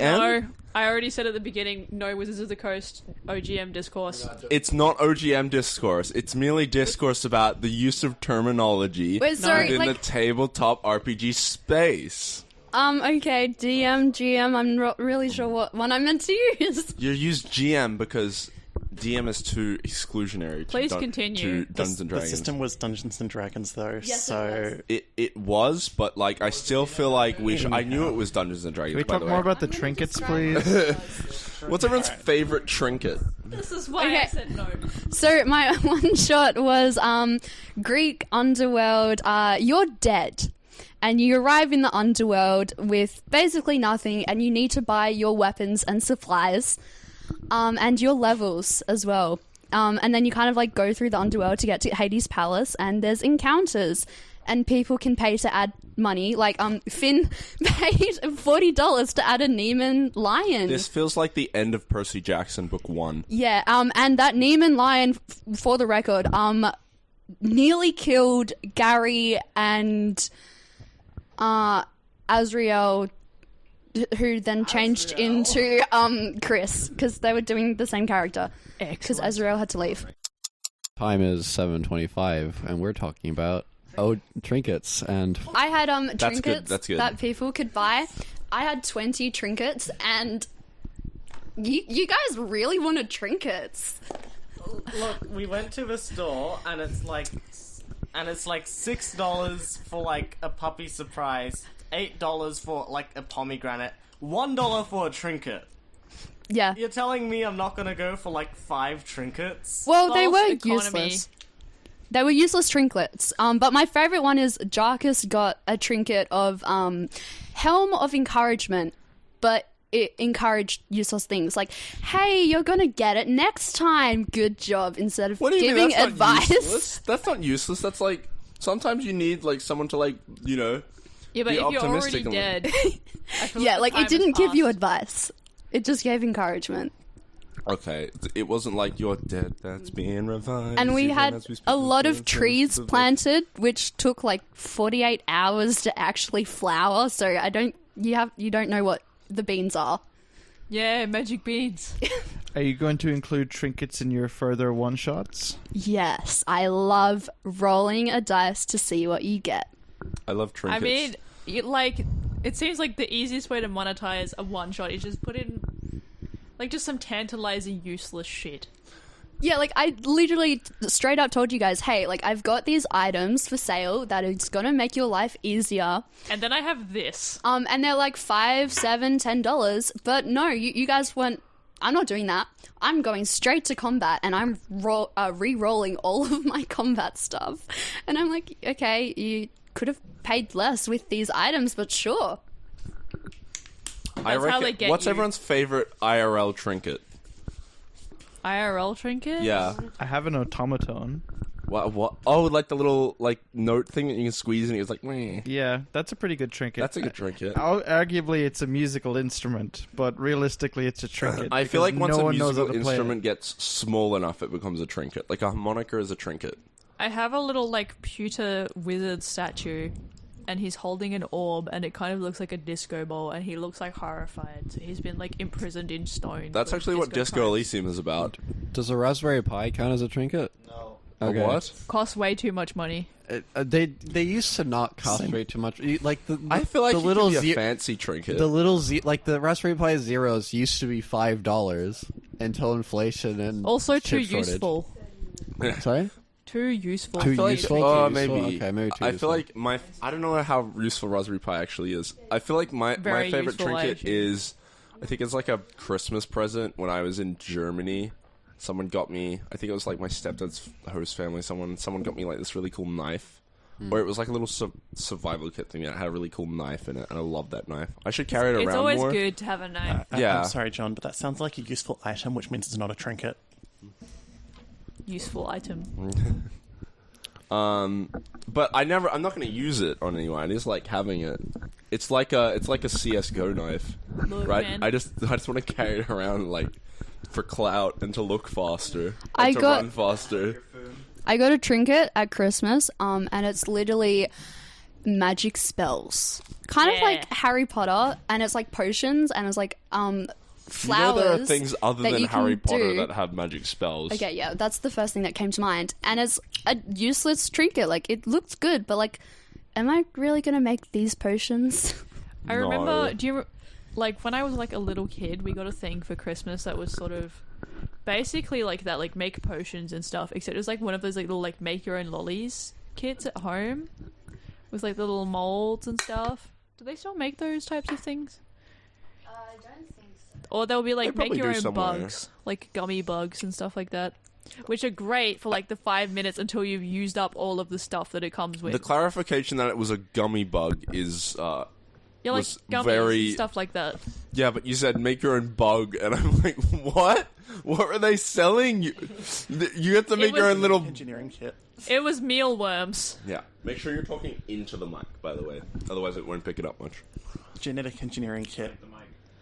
It's create literally bugs just from a like scratch. mealworm farm. Spoiler. What about sea That makes me monkeys? think of gummy Oh, worms sea now. monkeys. Always like such high hopes. What's the deal with sea monkeys? If I wanted to see monkeys, I'd go to the zoo. I'm still not entirely convinced that sea monkeys are a real thing. Wait, They're brine I've had shrimp. them. I still don't What know are what them. sea monkeys? They're just I've managed Yeah, to what get are them sea hatched. monkeys? They're little brine shrimp. They're basically like you can buy a little Ah. tank and some like dried eggs. You're supposed to be able to put them in the water with some like nutrients, and they hatch. Guys, And So just to clarify, they're not alive, right? no, they are alive. They hatch and then they swim around. Okay. Okay. It's a little torture device for brain shot. They But, just like, Okay. what do they do? They swim around. I've got a better joke. See, what's the deal with sea monkeys? If I wanted to see monkeys, I'd go to the gym. What? The first one's better. I like to point out that no one criticizing me is on the mic right now, so fuck you. The first iteration was better. God, what is this? Your average movie? Yeah. The first one was better. Okay, whatever. I had greater artistic vision for the second one. I had greater scope, but no, the audience doesn't care about that. Me, the director. Yeah. Get over it. Scope creep is bad. Scope creep. That's how I feel.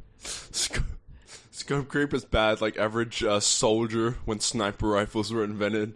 Fucking scope creep. Swear to God. These guys, like it hit you from like 100 meters away? Fuck me.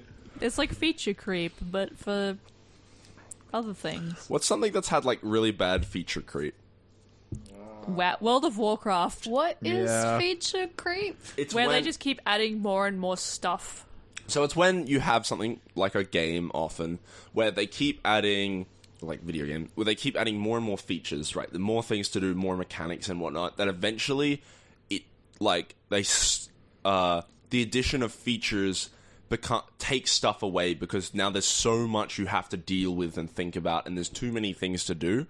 Or you end up with things like Pokemon where they feel like they keep having to add like the new thing, and it's just sort of. Isn't the problem with Pokemon that they like add new features and people like them, and then they're like, but then they just like don't put them in the next. It's only game. for this generation. It's only Speaking of Pokemon, pet battles in World of Warcraft. God. Haven't they been there for fucking ages? How long Yes, have pet battles? but been? Have they been there since like Cataclysm or? They've been in there Pandaren? basically since like pets were introduced, I think. Okay. I'm trying to remember. Are pet battles even a thing people do in that? Yes. Yes. You can get unique rare pets from You it. can basically just level your character by just doing pet battles. Wait, really? Well, Oh my in fairness, God. in retail, the level scaling is so that you can just get levels really quick. But, like, one of my friends, I think, got to 60 just doing pet battles. Jesus Christ. I don't know what the highest level I got in WoW I'm was. trying Maybe to like find out the 35 or history of something. battle pets. Was this in vanilla or what? This was retail. Oh, okay. No. Vanilla, I don't think they had battle pets. No, they didn't. That was because Pet it battles was might have been like 2005. Why didn't I feel like they should have made WoW Classic when it was released more bullshit?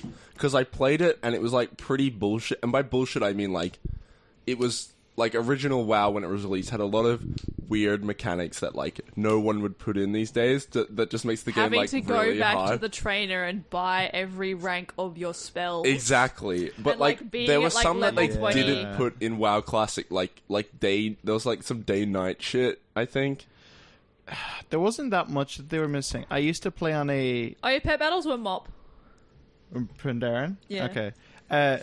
I used to play on a private server before they actually had classic vanilla. yeah.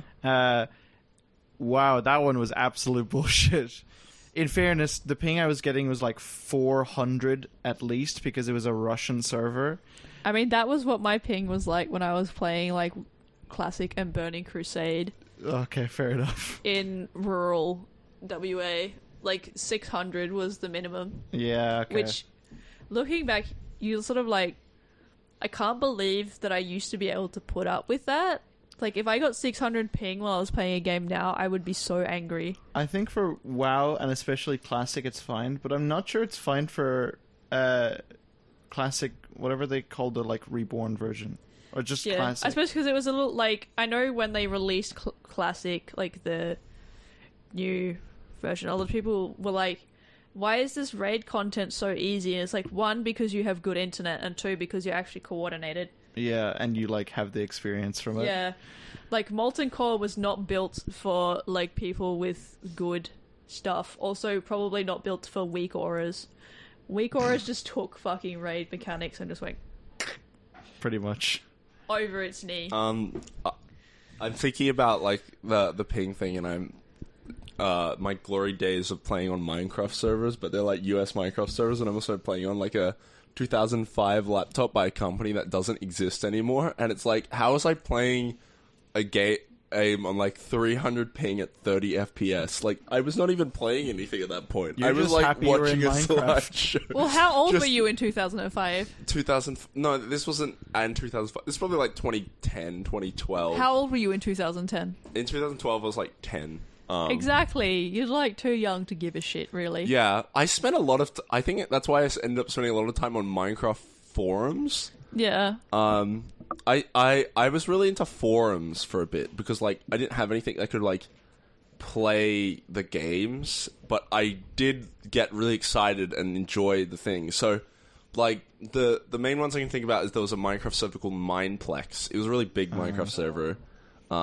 It's not as big as anymore, I think. Yeah, Hypixel's kind of the biggest one now, isn't it? There's some other ones. Going back to pings, as someone who only got their own PC like last year, playing on my school computer that I kept after high school was, oh man, how did I do that? With my new PC now. We do it because it's the only thing we have, so we have to cope. Yes. Yeah, and then you get something better and you're like, God damn. God fucking damn. Could never go back. Honestly, I'm just convinced that when we're younger, like, computers are just immensely more powerful, and as we get older, we're like, oh shit, no, never mind. They're dumbing it down. They know that we're older and that we have money. No, that's true. That's like, true. we have money, we can buy faster computers, so Yeah. it slows down intentionally. Yeah, or our parents can buy us the new RTX card or whatever. Yes, I need RTX 4090 for Minecraft. Only from Need ray ad school projects. Hey, do you know what fucking My sucks? data science project. Do you know what actually sucks? You need to pay, like, you need like the Windows version of Minecraft to get ray tracing. So if you bought the Java edition, you don't get ray tracing. If you're a dweeb, yes. Huh? You can get around it. There's like plenty of shaders. Also, No, yeah, people have modded like ray tracing in, but also those people want you to pay for their mod. So there's literally no way you can get ray tracing without paying. I mean, You can get shaders, sure, it makes the game look great, but if you want actual like live ray tracing in Minecraft, you're having to pay either it's Minecraft. Microsoft or you're having to pay like a modder. Who gives a fuck about ray tracing in Minecraft? Me, apparently. Because I got an RTX card. I was like, I want to do the ray tracing. I'm pretty sure that the most popular ray tracing shader is free. Yeah, Sonic Ether stuff. Yeah. Okay, let me Sonic search this. Ether. Maybe you're just bad at finding free shit, John. Yeah. Well, I'd be elated because now I can. But also, Go to the CurseForge. CurseForge. But also, Minecraft is the one game where I actually think ray tracing is a good thing, because of the majority of games, like you can like just pre-bake the lighting. The addition that ray tracing gives is like nothing. But like Minecraft, you're in there, you're building shit. So having like ray trace lighting be dynamically calculated is actually like a pretty big step up, because you can't pre-bake it if you're building stuff. And Does you're making anyone holes like in walls. still play Minecraft without any mods or whatever the hell you're Yes, just talking a lot about? of people. Like pure vanilla? Yes, Yes. a lot of people. I assume it might be one of those kind of kitchen table magic things of for Magic the Gathering, there's a lot of discussion online and communities about like here's how the game should be balanced or made. But the main thing is that like something like the vast majority of players, like 90% of the players are never going onto a forum or like talking or in any way interacting with the community. They're just playing at home with the cards they have on their kitchen table. It's probably similar with Minecraft of like, the most popular like scene things, like the 10-20% that you see like videos of are like playing with mods and all this shit. But like I bet 80% of it is like kids at home just playing vanilla. Yeah, I mean, like it's I did Minecraft. it in high school. Then I did it in UCC when we had a Minecraft server with UAnime last year, and I haven't touched it since. Yeah, UCC UAnime server, that was surely a time. That was really good. Like, we should get it up again. Yeah. I used to run a Minecraft server in high school, Me too. just off my local computer, and it kind of sucked a bit because I would my friends would be messaging me while I was trying to get home from school and like eat food and stuff. And they'd be like, "When are you putting up the server? Put up the server." Oh, that's the worst. And I'm like, "Shut the fuck up." Like, Run your own server if you want it to be up when you want it. When you host a server, everyone bugs you if it's down at all. It's Like, really... I can't connect to the server. Is it up? I'm like, yes. It's probably your problem. By the way, I did some research. This Sonic Ether guy, you got to pay him like $18 a month or Really? $17 a month to get his ray tracing. I swear I thing, got and them it's for currently- free. Where did you get it? Was it ray tracing? It was ray tracing, Where? yeah. Maybe you just missed Maybe the someone boat, John. pirated it. Maybe you just get a pirated version. Was it like free in the past, maybe, and now it's I don't paid? know. I when did I get this RTX card? Like 2 years ago. Wait, hold on. Is it ray tracing though, or is it just shaders? Oh, no. Maybe Sonic Ether is the most popular one. Maybe there's a different one that people who are poor go for, aka me. The official website. The official website for Sonic Ether seems to be down, maybe? So maybe you're finding it from, like, Did he died? the incorrect place. Because, yeah, I can... There are MinecraftResourcePacks.net, of course, the most trustworthy place to get it. So Sonic Ether is a thing called like what's Sonic Ether's You can unbelievable shaders. But then there's SUS PTGI, which is my work in progress shader for Minecraft, which features ray trace lightnings and reflections. As of now, SUS PTGI is in an alpha state, which makes it an experimental development release. If you'd like to try it out, for now it requires gold tier access to on his Patreon, which is $17 a month. Plus GST. But So that's the one that he's currently updating. But the original SUS is still ray tracing. Is it? I think it is. It doesn't say so because it says his PTGI is the experimental one, the ray tracing. So I think. So there's Also, I was doing some research and someone was like, "It's like SUS made ray tracing mod," and so one of the Reddit comments was like, "Actually, it's path tracing," and there were like 3 replies saying it's the same fucking thing, you idiots. you got Definitely something you would say. You got ray tracing, you got ray marching, and what's rasterizing? The last one. Yeah, I can't remember. It's been a while since I've done graphics. The original, the original Doom was ray traced. What? Technically, yes. The original Doom was a ray traced game. How so? By the strictest definition, the way that the game was rendered was by drawing rays until it interacted with a game component, therefore making it a ray traced game. Okay, because ray tracing's been around for ages. It's just the thing that's up now is like live ray tracing. Yeah. 'Cause, Well, you could always do live ray tracing. It's just that the way that RTX does it, it's like their proprietary way of doing it is a lot faster. Fair enough. Sorry, I'm watching a video on Tumblr of someone carving a snail out of rock. It's fucking Aren't we all? beautiful. Jorb, what's your opinion on this Minecraft discussion? The So, discourse. my opinion, and I have a very strong opinion here, and I think a lot of people might disagree and might agree. The answer is, and I think I will die on this hill, I really just do not care. Why are your lips and teeth blue?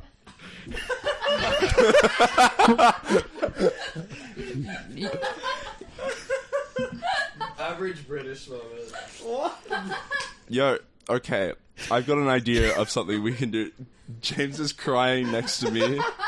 He's crying next to me, but I have a bit. Finn, do you remember that post on Tumblr about the Tumblr's poorest, wettest, saddest little meow meow competition?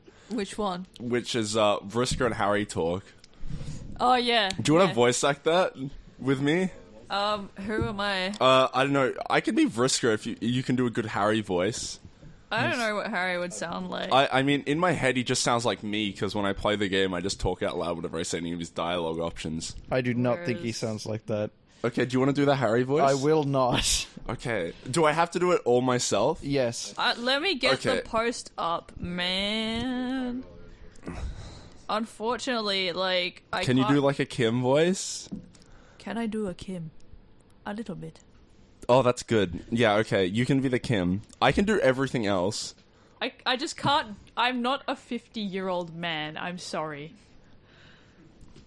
I need to do some practice. She won. That means we lost. Another loss in a long, long line of losses. I don't have the same voice, but it's good enough. I think this post might be a bit long, though. What, have we got something better to do? Hey, has anyone here got anything better to do? It's 7:47. No, no one does. Okay. Oh, fuck. I just got rid of the post. Where did it go? Am I going to have to voice act this whole thing? Let me get it up. I mean, you can be Kim, but do you want to do anyone else? I mean, who else is in this? There's the narrator, there's Harry, there's Harry's inner voice, and there's Vriska. I mean, what would Vriska sound like? I know what Vriska sounds like. What the fuck? What the fuck? I won this? You piece of shit can't support me to win against some lanky rainbow drinking bitch, but beat one in a fucking 167772216 odds to win poorest, wettest, saddest little goddamn meow beast? Something like that. Wow. Needs to be more Valley Girl, but whatever. So I'm what, doing my like, best. Fuck you, Yeah. fuck you, fuck you, fuck you, fuck you, fuck you, fuck you! Yeah, I like that. Do you want to do Vriska? I can. Okay. Okay, I'll be the announcer and Harry, and you can be Vriska and Kim. Okay, where are we starting from? Well, we're starting from the top. Enthralled. Content warning for the next 10 minutes. Suicidal thoughts.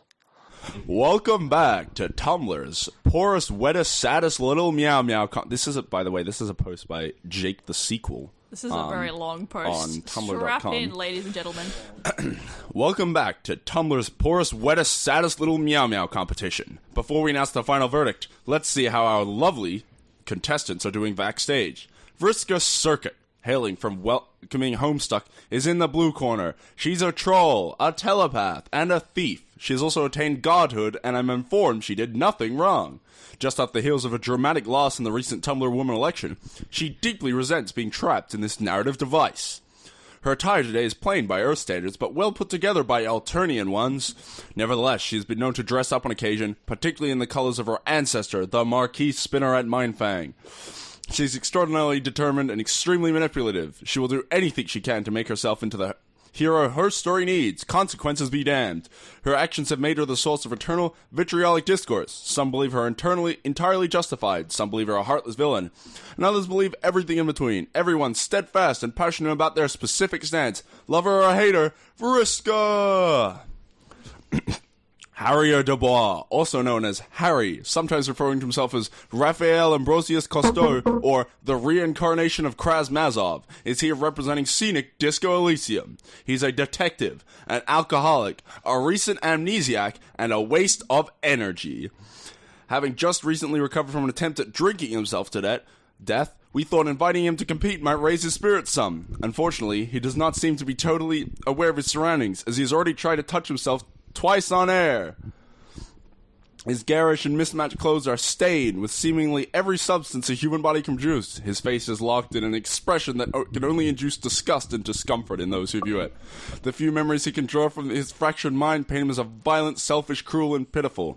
He has been trying to get over a breakup for 6 years, and has only partially succeeded through near-total retrograde amnesia. Worst of all, he's still somehow a decently successful cop. He has no friends and few allies on Revachol, with perhaps the sole exception of the impossibly patient and composed Lieutenant Kitten Saragi. Even among his fans, you'd be hard-pressed to find one who'd defend him, and ever harder pressed to find one willing to stand in the same room as him. Nevertheless, from the safe distance of fiction, let's hear it for Harry! In but a few moments, the doors in front of them will open, and they will be able to approach the trophy under which we have engraved the name of the winner. 5, 4, 3... 2, and the winner is Vriska Circuit. Okay. Wait, what the fuck? What the fuck? I won this? You pieces of shit can't support me to win against some lanky rainbow drinking bitch, but beat one in fucking 167772216 odds to win poorest, wettest, saddest, littlest goddamn yow beast? Logic. She won. That means we lost. Conceptualization. Another loss in a long, long line of losses. Pain threshold. You've gotten used to the feeling by now. Losing something barely even hurts anymore. Endurance. You still carry each one with you. Well, except. Volition. Not now. Not yet. Authority. This doesn't have to stay a loss. Stare the girl down. Challenge her. Don't let this be taken from you. Wait, what is she doing anyway? Perception. The grey girl seems to be shouting at someone, but there's no one else here. Fuck you, fuck you, fuck you, fuck you, fuck you, fuck you, fuck you, fuck you, fuck you, fuck all of you.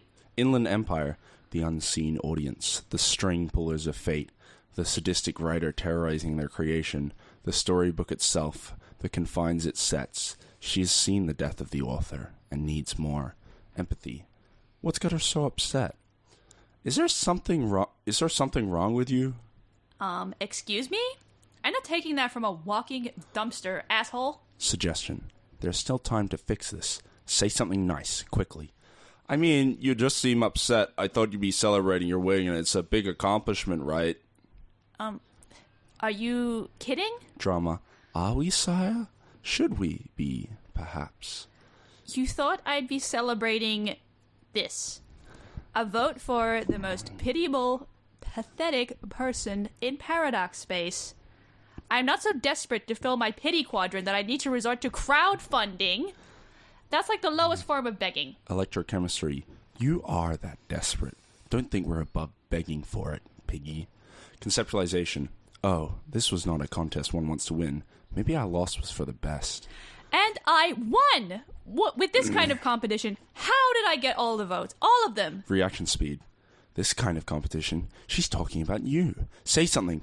It was a tight race. You fought with honor. It shouldn't have fucking been. Look at you. What the fuck kind of subjugulator suit are you wearing? Did someone bleed on it? Savoir-faire. No. This outfit is cool. You just have to give it a little disco, man. Strike a pose. You can't seriously think any of that is appealing. Your clothes look like they were dragged out of 8 different garbage bins. You couldn't be more greasy and stained if you drowned in a pail of brooding slurry. From the state of your body, you actually might have. Physical instrument. I told you need to cultivate more mass. Composure. Please don't start crying in front of a teenager. You realize that you already have. Are you seriously crying right now? I might not be an expert on the human metaphorical process, but you definitely aren't a pupa anymore. Shit, you look like you're halfway dead already. Grow up, pupa pan. Endurance. You need to stop this now before you break down further. Fuck off, fucking spidery bitch. Leave me alone. Wow, I don't think I've seen a grown man act this pathetic before. How the hell did you not win this? Do you even have a single thing going for you? Esprit de corps. You have a badge and a gun. You're a Detective Lieutenant Freyja of the RCM. At least for now, you have that. I'm a pretty good fucking cop. There are no good cops, you dumb bitch. Authority. Make her stop. I've known you less than a minute and you already disgust me. I feel bad for the people that have to actually be near you. Half-Light. Do what you have to do and do it now. You know what? You deserve to win this. I don't know how you can live with that. Back home, you would have been called sweeps ago. Hand-eye coordination. You've never fired a shot so quickly or instinctively. You didn't even know your gun was loaded. You pulled it out the way a cat scratches a hand, or a drunk pisses himself. You don't remember when violence became second nature to you, but you didn't forget how to do it either. Oh God. Perception. Is that blood blue? Visual calculus. Light swirls and shimmers around the girl's body, flashing a technicolor code you cannot decipher. Her body floats into the air, and her eyes flash open. All 8 of them. Inland Empire. No justice. No heroism. Just mindless violence. Half-Light. Run. Oh, sorry. Fuck. Ow! Oh, no you fucking don't. Volition. Impossible. Failure. You try to run, but your will is seemingly powerless to drive your body. I'm sorry. Physical instrument. Don't look at me. I'm in great shape. Interfacing. Connections seem fine. Don't tell me we have to unplug him again. Vriska. What the fuck? Whoa, what are you doing to me? Shut up. I'm trying to focus. Inland Empire. Welcome, thief of light. Vriska. What the hell is wrong with you? Encyclopedia. Severe alcoholism, retrograde amnesia, partial face paralysis, dehydration, heart palpit. Vriska, be quiet, book brain. I'm trying to rifle through memories here, and it's a mess. Interfacing. We haven't quite organized since our recent restructuring. Try the thought cabinet. Rhetoric. Don't tell her that. Too late, sucker. Found it. Jesus Christ. In public? Why would you... Imagine the rifling of pages. You said that? There was absolutely no reason to any of that. What the hell? You should honestly just kill yourself if you're going to keep being such a fuck up. Reaction speed. Yes. Logic. Sound. You should kill yourself. Empathy. It would make everyone feel better. Endurance. Hasn't this all gone on long enough? Savoir-faire. It's a hell of a statement. Drama. The noble sacrifice. Like Romeo. Like Juliet. Rhetoric. You should kill yourself now. Oh God, where'd the voice go? She has bested you. Listen to your better. Half-Light, anything to get away from her. Volition. Can you crepes be normal for 2 damn seconds? Morale. Critical. The light fades from your eyes and you fall to the floor. Shivers. You're being called back where you belong. Lieutenant. Lieutenant. Yes, Lieutenant. A fascinating dream. I'm sorry you did not win the competition. What do you think it means, Kim? Do you think it could be some kind of message? Should I try to find that girl?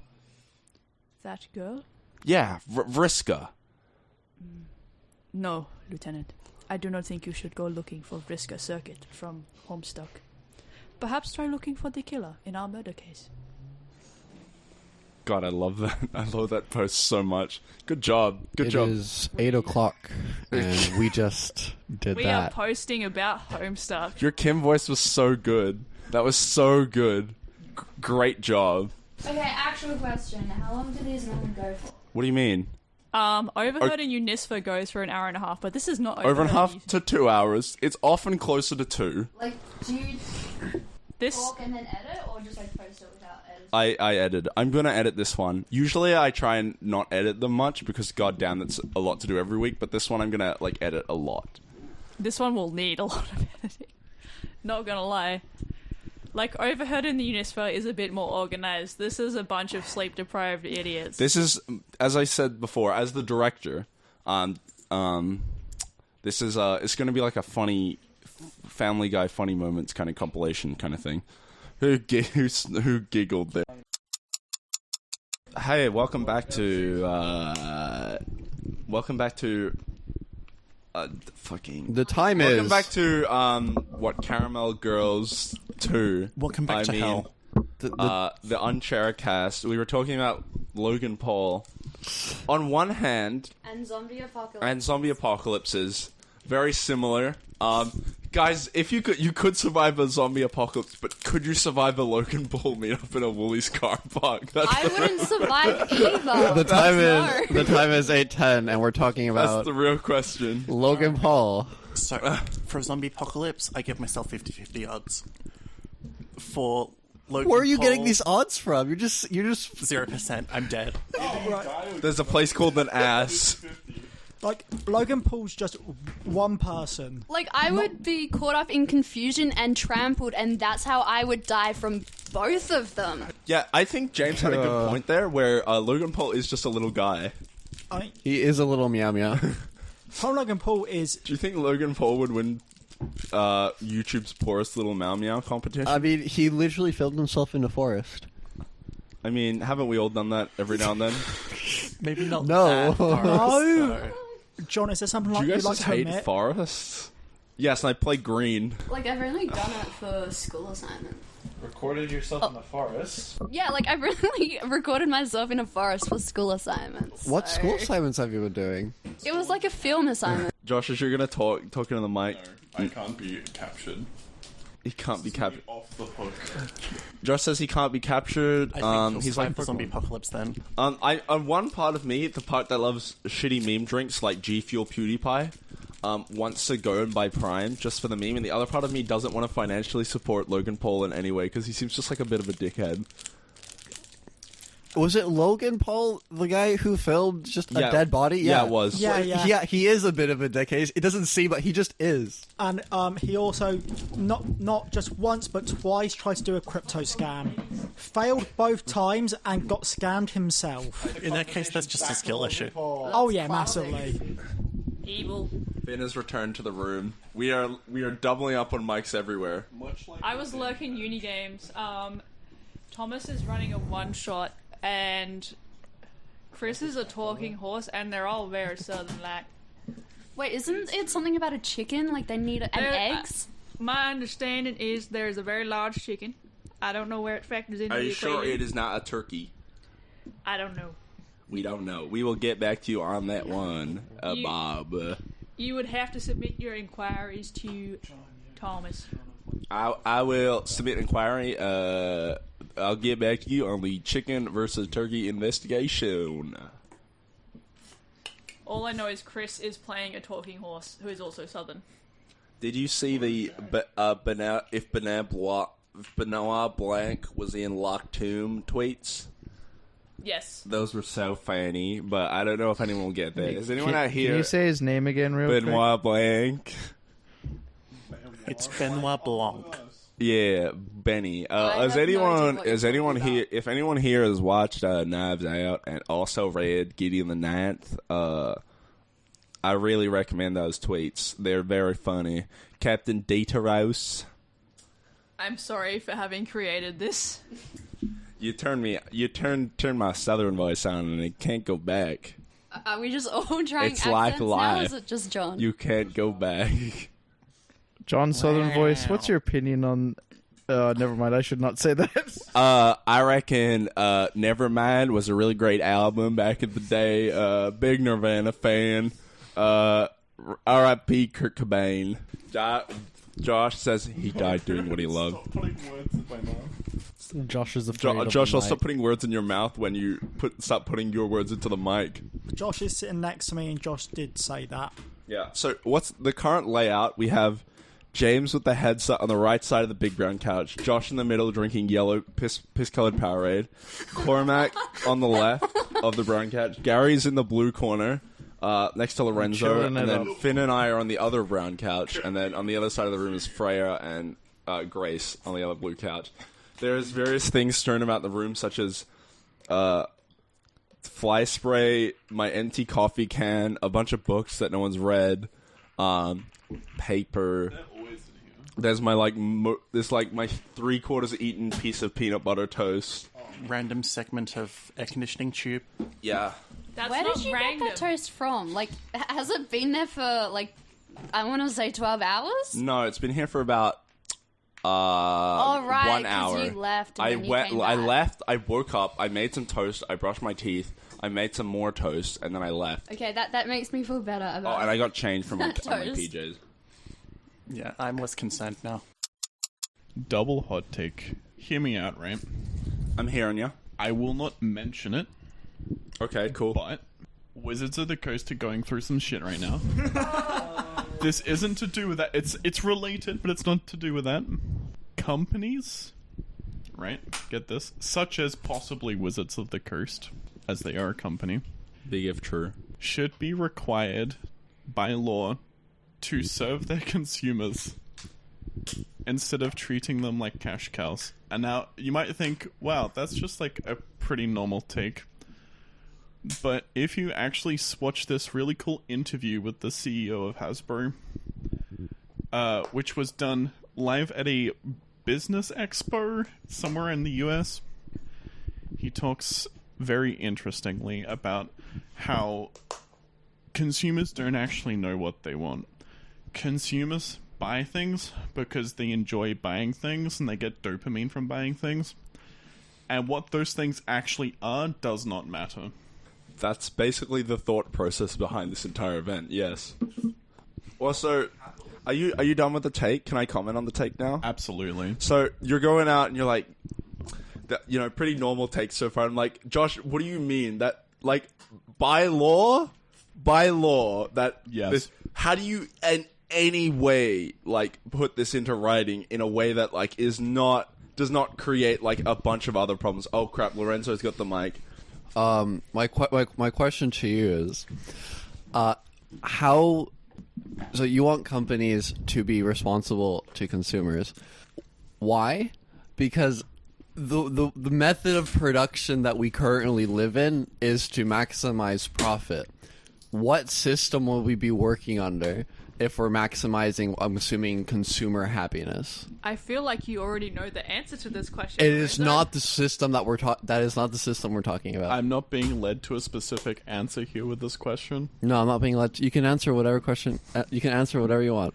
I think if maybe there were companies that were driven by a profit incentive, and that profit incentive made it so that companies were rewarded for giving consumers what they wanted, then it would make a lot more sense for those companies to be ran by the people who directly profited from what the company did.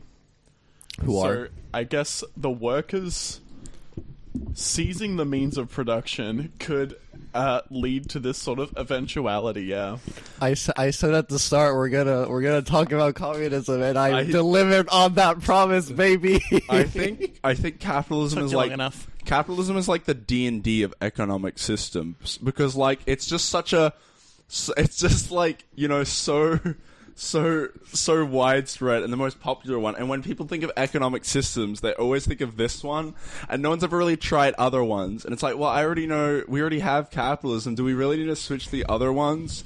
And you know, they add taxes and stuff, which is kind of like homebrewing it to be more like other systems, right? Feudalism is D&D 4E. No, it's absolutely 3.5. Do you want...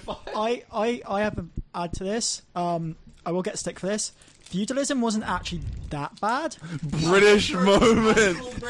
Because actually, studies have found that peasants under feudalism worked less hours, were happier, had more food, had more free time. Had more food? Yeah? Really?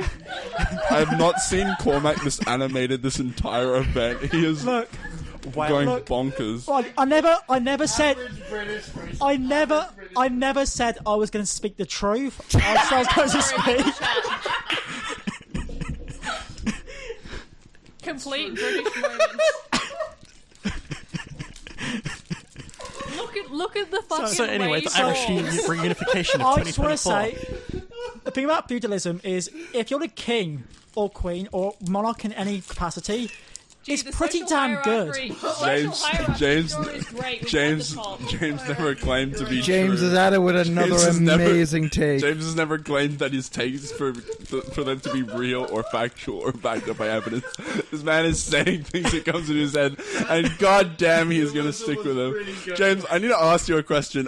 In this, you know, theoretical feudalist society, which position would you be in? So there's actually an ideology, and this is I'm going to case an official ideology called anarcho-monarchism. Oh my fucking god! Actual drag viewer. Yeah? Go on. So naturally, where would I be in a society as... I don't believe in anarcho-monarchism. As I said, everything I speak is completely just baseless. I am just saying things that come into my head as they come into my head. I don't know, man. I think some of the things you're saying are a little bit based. No, you know why. Naturally, as somebody who, if I were to believe in anarcho-monarchism, I would therefore be the monarch. Because anyone who does, naturally, anyone who believes in such an ideology believes to be the monarch. Every man a king. I think Every man a king. Okay, so while that is a wacky ideology, I don't believe that there's any actual political organizations that believe in it. Yeah, there's James. What there is, though, is Posadism. Which is a real ideology. Wait, I have Posadism another has comment two on things. anarcho-monarchism before this, which is... Much like NTG, if we're introducing the monarchy into this, I'm going to hit you and take it from you. As would be your right. As would be my right, yeah. the Vandals have entered the chat. I will admit there is an issue of feudalism, and it is called taxation. How did that not elicit a response? Okay, so Posadism, I don't know much about Posadism other than dolphins and nukes. Yeah, so the deal with Posadism is it's a socialist ideology that believes that world revolution can be brought about by nuclear war. And they also believe in aliens. Someone has played way too much fucking Fallout. And there is an actual active Posadist political party in Paraguay. Someone has played way too much fucking Fallout. That's all I gotta say. Way too much Fallout. Someone was playing Fallout 2 and was like, God, I wish this was real. Average Hearts of Iron 4 player. Genuinely. You play South America and you're like, gee, this is batshit fucking boring. I'm gonna make nukes as fast as possible. And the way to do that is communism, so... It's really funny every time, like, Victoria 3 or 4, it's like, oh, communism, it's too powerful, it's too efficient. I think we're thinking this too dimensionally, where it's like either capitalism or communism. Have we tried just going for something a little bit different on the extreme, like anarcho-primitivism, which is return to monkey. I think we tried that it is a for form of 200,000 socialism. years. Yeah, that okay. I think we need to get more liberal. I'm We're thinking. still trying it. I think. I think we should have no gods, no kings, only man. That's what I'm thinking, right? I reckon life, I think, video games like Victoria 3 can really give us some insight into, important issues like this and things. So, communism, clearly pretty good. I reckon, and it's probably a good game, and probably because communism's, pretty good. So I reckon, another really good game, which I enjoy, that maybe we should adopt the system from is BioShock. And I reckon, no gods, no kings, only man. We live in an underwater city. It's all cool, right? There can be a guy running everything, but he's not like a monarch. It's like a business. I have a would like question. To, add another alternative ideology, and again, nothing I speak is true. Don't get me wrong. I am just saying things as before they come into my head. Has anyone here read 1984? Yes. This is no one's ever read 1984. I actually have read it. No, I just imagine I have. What is this, year 10 English class?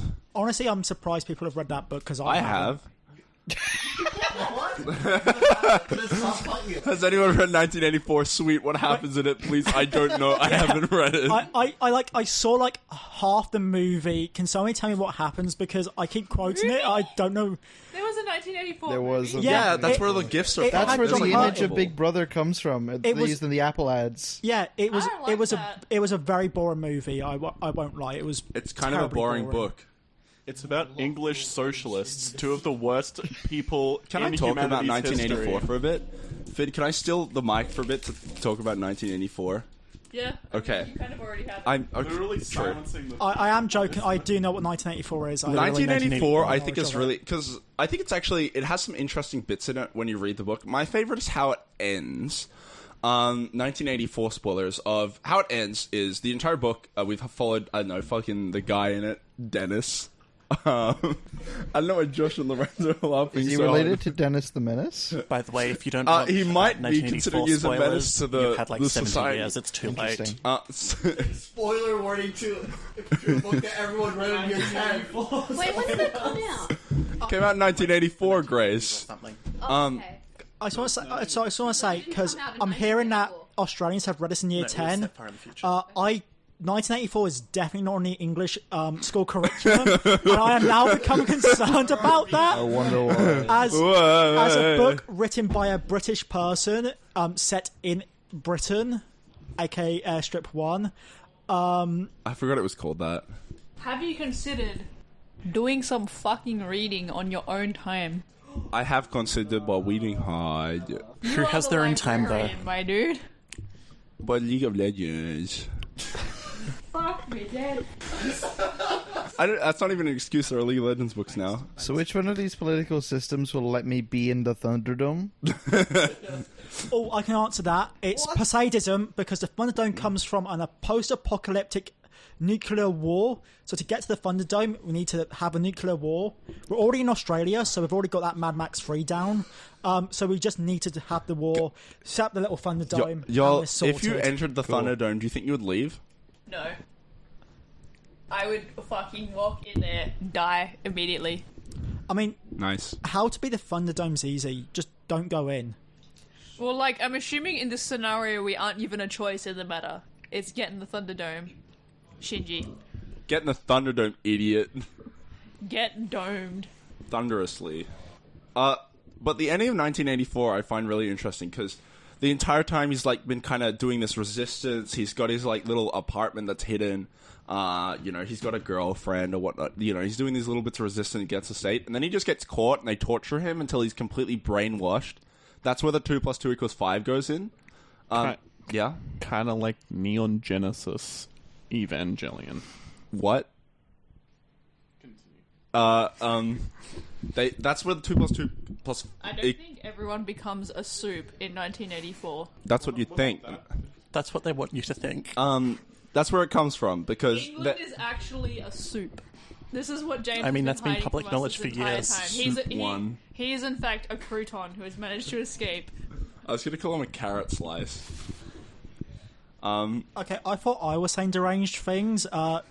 Turns out I'm not. No, you still are, James. I'm just not. James, you still are. James, I wouldn't go back and say... You're deranged in a different way. I have made freaking confessions. Whatever I say is baseless and probably not true. I am not thinking. I've been awake for the 22 and a half hours. man. I think it's pretty based. James is just like fucking makes you think posts. I mean, it makes you think how stupid the things I'm saying are, and possibly how stupid I am. I'm not. Yeah. I've been awake for 22 hours. I don't want to think. Then why are you here? I honestly don't know. Just to suffer? Yeah. I've been awake for over 24 hours now. Yeah. 1984 ends by he gets brainwashed. The 2 + 2 + 5 equals thing is like, they're like, what's 2 + 2? And he's like, 4. It's like, no, Big Brother says it's 5. And they torture him, not until he says 2 + 2 until it's 5, but he genuinely believes that 2 + 2 is 5. And the book ends with him sitting at like a bar just drinking. He is completely brainwashed into like loving the state and, you know, cheering when he gets reports that they're winning the war or whatever. However, there's a prologue which is a kind of a dictionary on terms, like new English terms or whatever, that they use in the state, like doublethink and whatnot. But it's written kind of in universe. It's like, you know, back in this time, they used to use words like this, which meant this and this. So it's kind of like the subtext is that someone in the future is looking back at the time 1984 the book is set, well, 1984, and is like, man, this is how things were. But the fact that they're able to talk about this language and whatnot implies that it has gotten better and they've broken out of that kind of authoritarian state. So there's like this really like subtle, kind of interesting, optimistic ending of like, things suck at the end of the book, but there is that suggestion that things did eventually get better. Isn't that literally the cycle of life? Like, things are worse, then they get better, and then they get worse again. It's also called horseshoe theory in politics, kind of. Maybe for they're you. For me, bits life and- only ever gets better or only ever gets worse. You go from like one extreme to another extreme, and it's kind of actually no, they are completely separate. Sorry, I'm not. I am speaking complete bullshit. Change your mind like a girl. Change political ideologies. Okay. So consider the extremes. How about just centrism? I am swiftly Boring. moving towards a conclusion That which pleases pleases nobody. Hardcore. It is 8:34, and this conversation started by James defending feudalism. No, this Look, conversation started by James. I wasn't defending it. I was just merely suggesting. We should consider it, guys. There's some real benefits here. So, you know the dystopias where you've got some kind of AI controlling the entire world, No. or the whole of society, or the government, or whatever? You're gonna have to explain the plot. Eliza Yudkowski has entered the chat. Who? I'm not talking about any particular The piece of media. Basilisk. Okay. My suggestion is, so you can grow nerve cells in a culture media. So This is the most Freyja suggestion I've ever heard. What if we set up a network of nerve cells in a culture media and used that to run our government? I mean, you Maybe they can. wouldn't turn against us because they would be human brain cells. So you think we should make the thing that makes all the decisions for us be based off the brain cells, possibly from one individual? That sounds like a dictatorship with extra steps. Should the brain cells come from your stem cells by any chance? That just sounds like a dictatorship in order. No, that sounds like too much effort. But instead of instead of a brain in a guy suit, it's just a brain in a vat. Neuronal cells are really fucking difficult to culture, and you would only be able to culture nowhere near enough to produce a viable brain circuit. Maybe for you, but in this situation, Freyja's built different, like this brain. I like how in this conversation, Neurons are not bacteria. I like how in They this do not conversation grow there's two like views. You have the one view where like we're thinking philosophically it's possible. Yeah, what does this mean? And then we have this like, no, it's not scientifically possible. Shut up. Maybe you could teach they're neurons. You can teach them to like grow exponentially because they're neurons. No. So, Neon Genesis Evangelion explored this with the central dogma which is a computer system built up of yeah. the one scientist's 3 selves, which was the woman in her, the mother in her, and the scientist in her. And Because apparently that women made and some real scientists are shit different. decisions, TBH. Because it needed, like, a majority between those 3 things. But some of those decisions included opening the door when they knew it was a bad idea. So, like, it made a lot of bad decisions. Am I right? Yeah, maybe don't give Scientists, a am I right? sentient computer brain control over your secret military Things base. we don't want running our government. Scientists. I think we've managed to accurately simulate, like, a cubic millimeter of mouse brain, and mice have much less neuronally dense brains. And yet it could still come up with better takes than the ones we've had. Personally, I would trust a mouse to run our government more than a human brain. Yeah. You could put a mouse in a maze and it'll do. When are we getting Tumblr art of mouse girl politician? That probably already exists. That almost definitely already exists. I feel like there's got to be Angelina Ballerina fan art of that somewhere. Do you think if a mouse girl was pregnant, she'd say, "I'm raising tails"? No. I feel Guys, like I really understand wanted what to you get a were pun saying. out there. I mean, I feel like she'd start talking about, like, bringing home the cheese. How did you miss that? I don't know. I didn't realize politicians talk about bringing home various things. Did you guys know that Geronimo Stilton's sister also had a separate series where she went Yeah. around solving mysteries with her, Thea like... Stilton? What? I thought you were going to That's say her that. name. I didn't hear what you said. Oh, Thea Stilton. That was it. I thought you were going to say Geronimo Stilton's sister had a series where she became president. Wow. Maybe she should. Maybe she should. Did Geronimo ever And become also president? solves mysteries. No, what because happened? he didn't Where need did those to. missing nuclear codes go? I ate them. Shall we? I ate them. Rubs my big tummy went round. Good lord. He's sitting Do we have another James? He's ready for another. Yes! Another. Okay, I would like to move away from politics here on the basis that I know it's not going to end well, and I'm not thinking straight, and I am clearly telling You're you not complete thinking what? lies.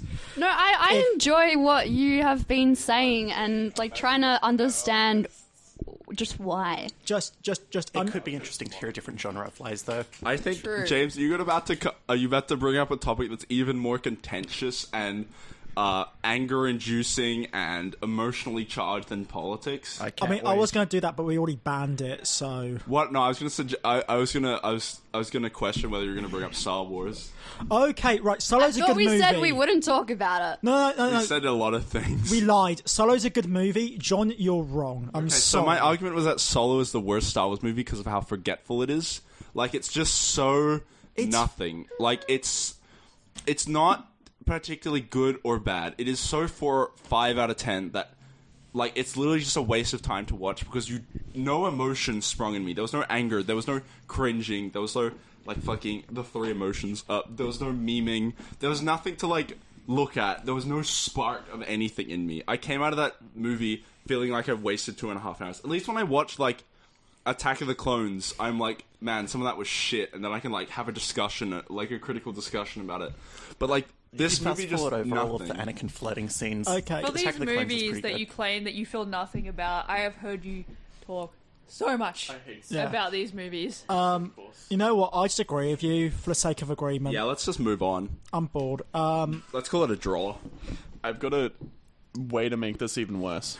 So you say it's forgettable, and that makes it a bad movie. Is this going to be about how much I'm criticizing it and bringing it up? No. It's not forgettable. You know what Fuck. else is a forgettable movie, but is arguably one of the best movies of all time? Citizen Kane? The original Avatar.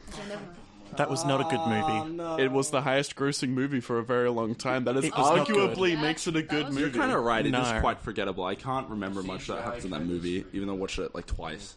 Is I anyone left in actually silence. watching is it a sequel Name- coming out Yeah. for it? The sequel Sequel came out like has months come ago. out. Okay, Name well, one scene in that movie that was good. The scene with the blue guy and the humans in the forest. like there was a guy in a wheelchair, With the I fucking, think, like, maybe? plants. No, it was You know? Homestuck. I'm so glad I didn't watch My bad. I have not watched Avatar. But you just know. I know the plant sex scene. Yeah. Exactly. Oh yeah, I forgot about that. See, it's forgettable. I reckon it would be less forgettable if during that scene Escape by Off the Meds played. Guys, is Morbius better than Avatar? There's a lot of blueness in Morbius. No. Okay, No. we've resolved that discussion. Jorb has a vested interest, so I wouldn't trust his opinion. How do you know who the bad guys are in Avatar if they aren't painted red? That's a good point. Who are the bad guys in Avatar? The U.S. Army? Isn't that the humans? Are they, though? James, Hey, James, let me rephrase this for you. So imagine that the planet. Imagine that the planet are the Americas and the U.S. Army is the British Army. Are they? Who are the good guys? In that I was scenario? gonna say, James, a movie about weaponized colonization against the native people. Maybe you shouldn't be saying that they're not the bad guys as a British person. Yeah. I didn't say that. You said you did kind of. I was imply that, making a James. comment that because I've completely forgotten the movie, I didn't actually know who the good or the bad guys are because I don't remember it. This is why we teach World War II history, because otherwise we'll forget it and we're like, who are the good guys and the bad guys? I don't know. I think we should move on. So what I'm getting from this is that the U.S. Army are morally dubious. Yes, they Good, are good. also morally dubious. Only in movies, Avatar. No, shut up. Only in I don't think they really are morally dubious in Avatar. Josh, you're right. I think they're just bad there. If the U.S. Army was morally dubious, then explain Top Gun. Wait, did they ever... Okay, I haven't seen Top Gun 1, but Me Top neither. Gun I haven't seen 2, any Top Guns. they never said who the enemy was, and I'm assuming Top Gun That's 1... because it they doesn't never matter. said who it was. Whoever the enemy was, they're obviously The bad enemies guys in the U.S. are Army. It's Or they Higgs just in didn't the wanna first piss one, off so those it's implied it's Russia. It's Russia. But in the second one, it's not implied, but it's probably just Middle East. They're just foreign and bad. It's a vague desert country far from your home. Just like In all of the the Middle Transformers East. movies. It's Canada, but the snow stopped. Any movie that is like, what do you call it? Like military industrial complex funded, such as Top Gun or like Black Hawk Down. Oh no, that's one of the good ones, I think. Anyway, Transformers Rise of the Fallen. Transformers Rise of the Fallen. All of those tend to have a vague bad guy who is either Russian, if it's like a more modern one, or British if it's vaguely older. Middle Eastern, if it's a little older, or Russian if it's a bit older. Can we talk about the Middle East like terrorist scenes in the original Back to the Future? Do you know that's why he goes back in time? They're like testing out the thing, and then all of a sudden some terrorists show up with like AK-47s in the back of a van and start shooting at them. That's why he escapes by going back to the future. I mean, they're not just random terrorists. They're the guys he stole the uranium from. Oh, okay, fair enough. But they want the uranium back. But like, I just completely wiped that from my mind. The original Back to the Future. Watch it. It happens. It's fucking wild. Josh, also, I want to give a little challenge to you. Okay, I'm going to give you a prompt, and then I want you to start talking. Start talking into the mic. Just as soon as the prompt's over, I want you to like start whatever comes into your head. Okay? Do you want to get up to the mic? 4, 3, 2, fuck you. There's like a whole bit where it's like...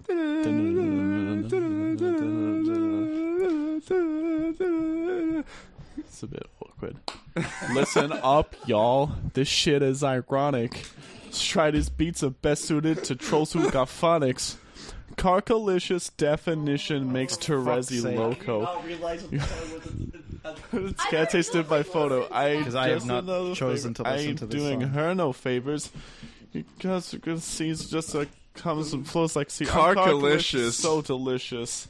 My body stays vicious. Got the high blood, soul, the nervous. Because I've got down Fictitious. a business. Did anyone So Hawk's sing my that song witness. at karaoke? Oh, absolutely. Me and I Josh did, yeah. Did you say Ben Nevis in there? Like the fucking mountain? A couple of weeks Also, ago, you I sang it heard wrong. Fergalicious being played somewhere, and it took me until like halfway through it to realise that I wasn't just horribly mishearing Carcalicious. Carcalicious definition make the shit Turns out it was crazy. actually its own The song. pad is always calling me cute. Shit is like a kitty. I believe Fergie stole that. I know, right? So, what are people's favourite organs? That is a very weird question, but I would say my heart because it keeps my blood pumping. Not your brain, though. Not your brain. Do I really need a brain? Spleen, underappreciated hero. What do you mean the spleen just sits around spleening all day? What does it even do? It filters your blood and it like rejuvenates your red blood cells. Well, I'm a pure blood, so it breaks down your old decayed red blood cells and it filters blood-borne infections. Underrated hero. Redundant, but very valuable. Okay, that's cool. My favorite organ is my teeth, because burger. So true. No, teeth is absolutely an organ. Wait, what? Teeth are an organ. Bones are an organ. Teeth are an organ. Mind blown. Okay, think of the organ, right? Bzz, bzz, the thing with the giant pipes. Yeah. What do you press to get that to make sounds? A key? Teeth. That's why they're white. Oh. Is that actually what they're called? Yes. Source, trust me. I thought they're called keys. No, keys are the things that you stick in your car.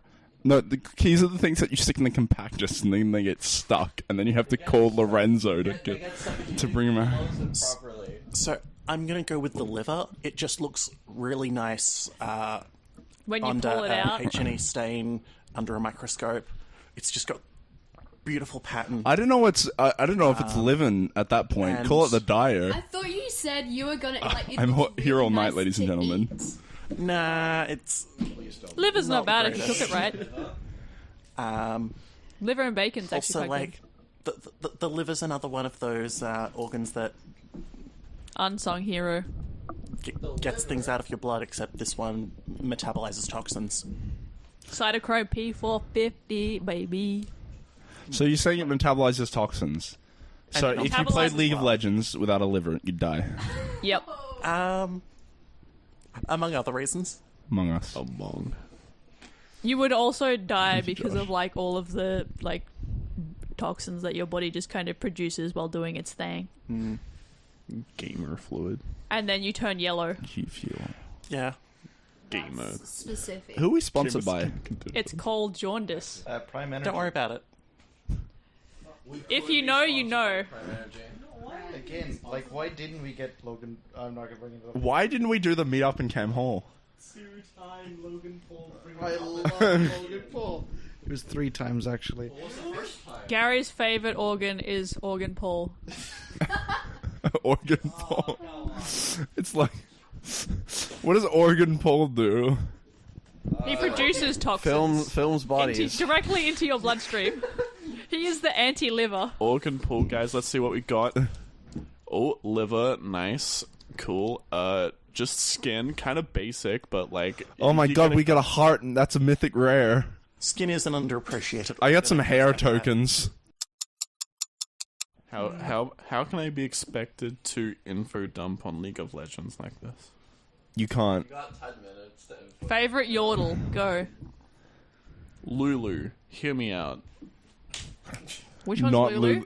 Lulu's the purple one. She's the little witch bitch. Yeah, right? she went to like the Feywild and went kind of crazy. Didn't we all? No. Oh. No. But hear me out. She's magical. Pretty cool. She's a little bit needy. That's okay though, because she's magical and like I could use a bit of magic in my life. True. My favorite is Corky because I didn't realize that he was a yodel for many years. True, he just looks like a little guy. With his little fucking helmet and his nose. And he's got like a long ass moustache, and no one else has a moustache. I just assumed it was... What about Braum? Heimerdinger kind of has a Heimerdinger has a moustache. No other mustache. yodels. Heimerdinger I does.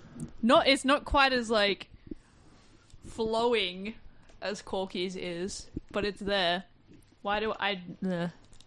I am a big Lulu fan. I feel like Tristana is a little... Tristana's good, kind of basic, a bit too much feet for my liking. Shut the fuck up. Shut the fuck up. Shut the fuck up. I feel like you should be telling whoever does like the splash art for Riot to shut the fuck up. Are you good? Are you good, bud? They're the ones who be drawing feet. I do point this out. When we're in loading screens, there is a specific skin where her feet are just out. And I'll point it out. The dog's back inside. And that's the general reaction of just, you shut the fuck up. Who Why let did you the make dogs me think out? of this? You've pointed this out to me, like, just completely randomly. I remember you asking me on Discord nonchalantly, "Hey, Lorenzo, do you like feet?" Thoughts on these bad boys? I mean, what did you say? I was like, I don't know, like, why? And it just sends me an image, and sends me the image of Tristana Splash. I'm trying to think of what my favorite Yordle is now. You seem like a Teemo enjoyer. No, not really. No? Nah. I was playing, who was I playing Zero the other day, and then they had a Teemo, and it just fucking sucks. Because the Teemo ADC just blinds you, and you can't do shit. What's the motherfucker with the bombs? Ziggs. Oh, wait, Ziggs kind of slaps. He has a game now. Why? They made a rhythm game about him. Ziggs rhythm game? Yeah, it's a rhythm game in a League of Legends universe, and it stars Ziggs. I don't know what it's called. Apparently it's pretty decent. Cormac wants to take the mic. I just want to give everyone a public service announcement that Josh is, like, discussing the Lulu feet pick with James and, like, bringing up the fucking rule of thirds and all. It's like scholarly a discussion. The feet are right on the rule of thirds points where you're supposed to put objects of, like, interaction with the viewer. Wait, let's see. Oh, yeah. I have that skin. That's my favorite Tristana skin. Is it now, John? It's just a really good quality. She has like a little dragon she carries around. It's very cute. It's great quality. Dragon. I didn't even notice there were feet in that. I'm not coping. I'm not coping. Jackie, do you have any commentary for the people? Jackie In versus... general, what was being talked before? Tristana feet pics. Don't worry about it. Excuse me? I was asking Don't worry people their about it. favorite Feet organs. pics? League of Legends character. Oh, no, don't show me League of Legends character! Josh already almost killed me with League of Legends Josh has character zoomed in on today. the dogs No, and he shown isn't. them It to was Jackie. good. I was scared for a second he was going to show me. I was really, really scared for a second. I thought Josh was going to show me feet pics for a second. It was just regular League picture. We have killed Jackie with League of Legends feet pics. I was really genuine. Live on air. Oh my god, it wasn't me. Thanks, Josh. You did almost kill me with another League of Legends picture earlier today, though. He did. So, did we get a final count? Do we have a final count on the dragon design? Final count of dragon design will be done when the event is actually finished, or when enough people are have left. Okay. That only the organizers / committee who aren't looking on voting anymore. Is there a clear leader at this point? Ruby, surely. Ruby, but Bone is 50 behind, so Dragonlicious I don't have 50 definition bucks on make me. the Unigames members crazy. I have They're 100 always bucks. calling dragon. I mean, I think it would be Shit, very names like funny if you Dragon. did, but also it'll be easier for me to design. Why? Because it's already done. Because I don't have to redraw any of the line art. I just have to simplify the bones. You should put all of them on Weed Cat. Dragon, please. I think it's a little late. Even if she did, illegality, and I moved every single vote to the secret winner, Sans Undertale. Let's Woo! You should make it a sense. I'm so sorry. I think we should do a Unigames dragon poll. Wait, no, that's just kind of what this is. That's already what. I wanted to make a sexy men poll, but I didn't really feel like saying I was trying to work out how to say sexy dragon, and then I was like, no, I don't want to say I that. feel like so I just said what it already way was. ahead of you, man. They've been Instead having of- sexy dragon polls for years. Oh god, instead of having the poll like it is annually every year via the Union Games members voting for money, this year we're holding it on Tumblr. Yeah. This One year. vote only. An idea for the 40th anniversary event. That may or may not exist. That may not exist. If it does exist, we should have this exact same setup, but for past dragon designs.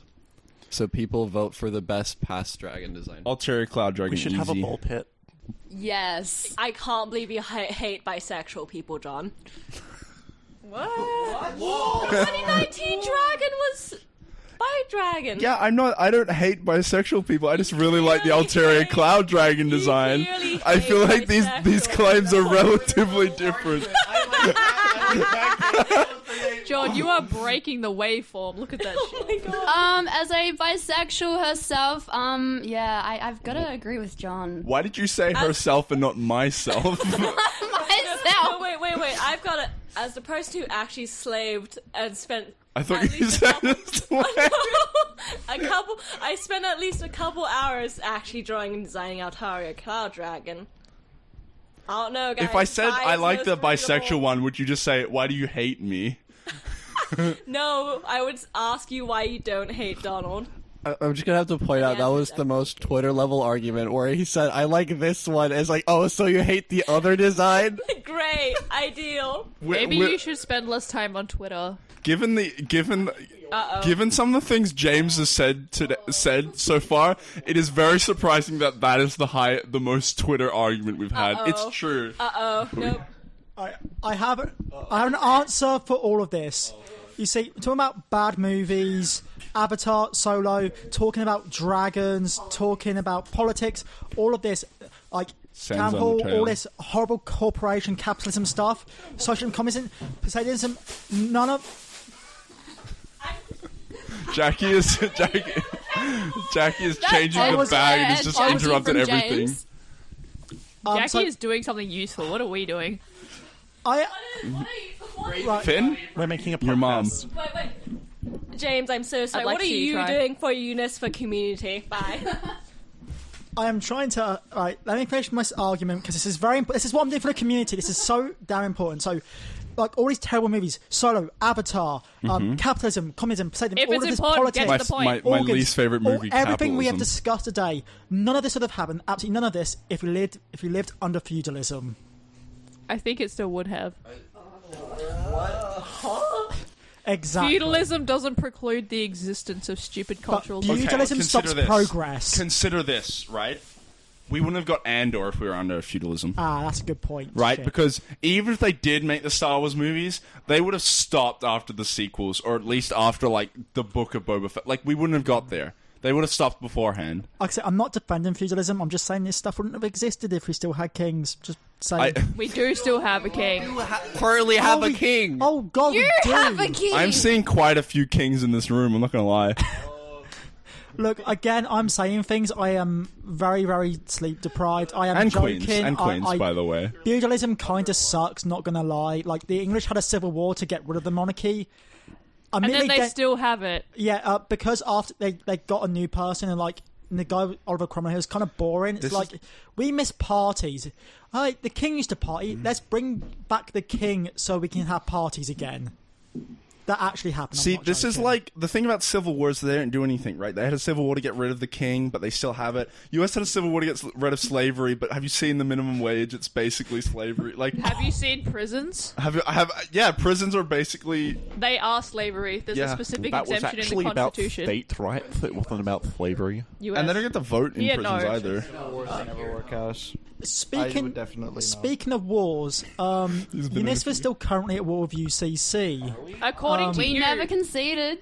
Yeah, Well, I never conceded. This is like I love this war because it's like, okay, time for us to go to battle, and it's just Grace and James showing up and shit talking each other. John, you said we ride at dawn. Yeah, I did, and then did I ride at dawn? No, I didn't do shit. That was the war declaration. I'm the politician who declares war, and James is my loyal soldier who does all the fighting. I think in the name of peace, and I think we should all have a democratic vote on who won the war.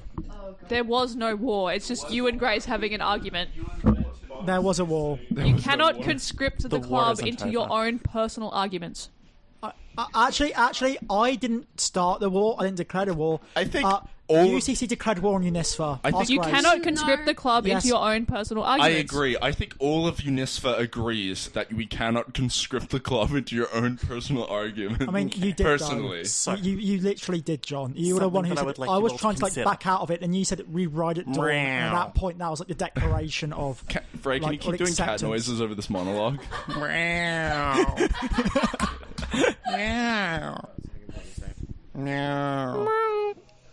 That was a Cormac. Sorry, meow. James. I think we can't really understand you due to these cat noises. Yeah. On that note, it is 9:03. Okay, we need final thoughts. Okay, Finn, what's your final thought?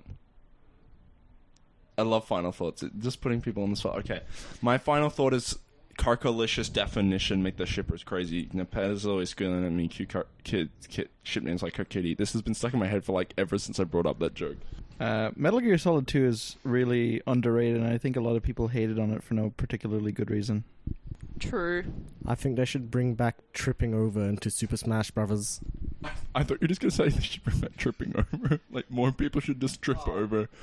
I agree with that. James? I'm not thinking. Grace? I think James should do more podcasts when he's tired. Lorenzo, final thoughts?